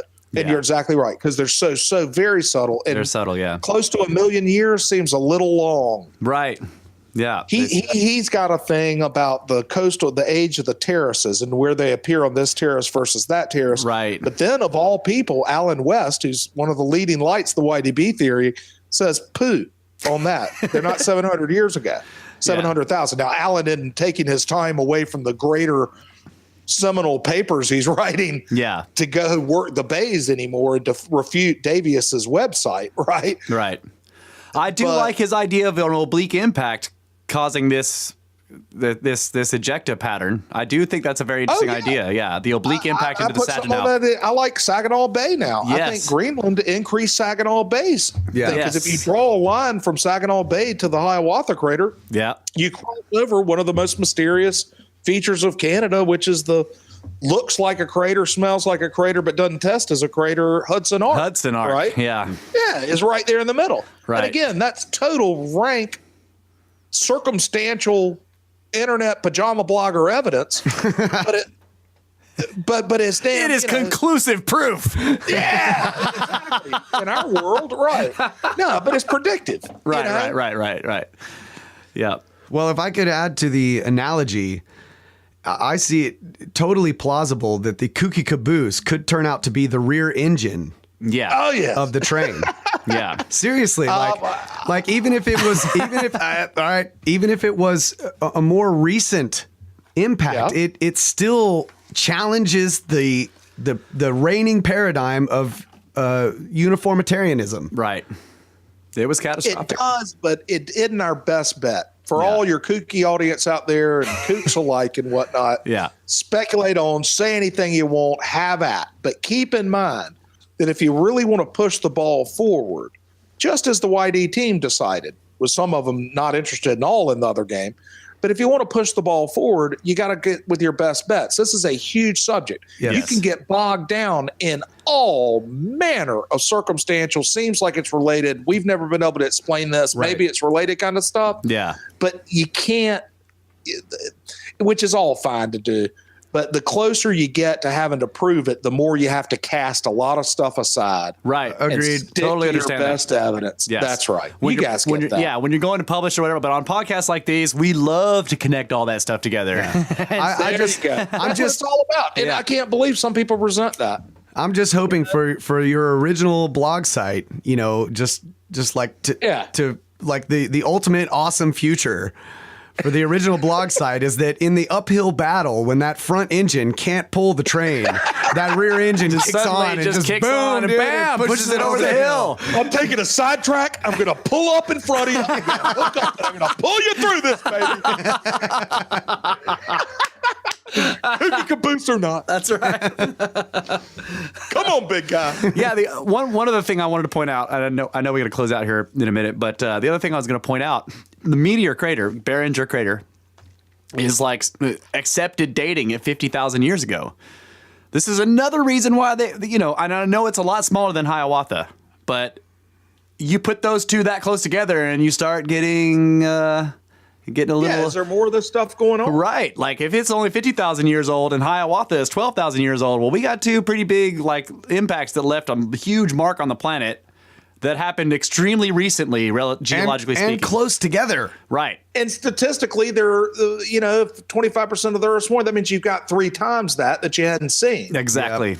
Right. And then you take the ice world and you add that and you say, okay, there are probably 10 of these in the last 50,000 years.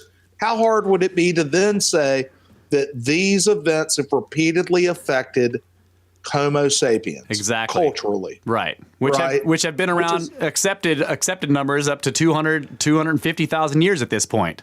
That's right. Yeah. And but that subject remains verboten. Yes. You know, despite published, peer-reviewed, acceptable evidence to the contrary, and all they can answer with now is stone cold silence. Right. The very loud, stone cold silence. That's right. That's right. The deafening silence of the loud people.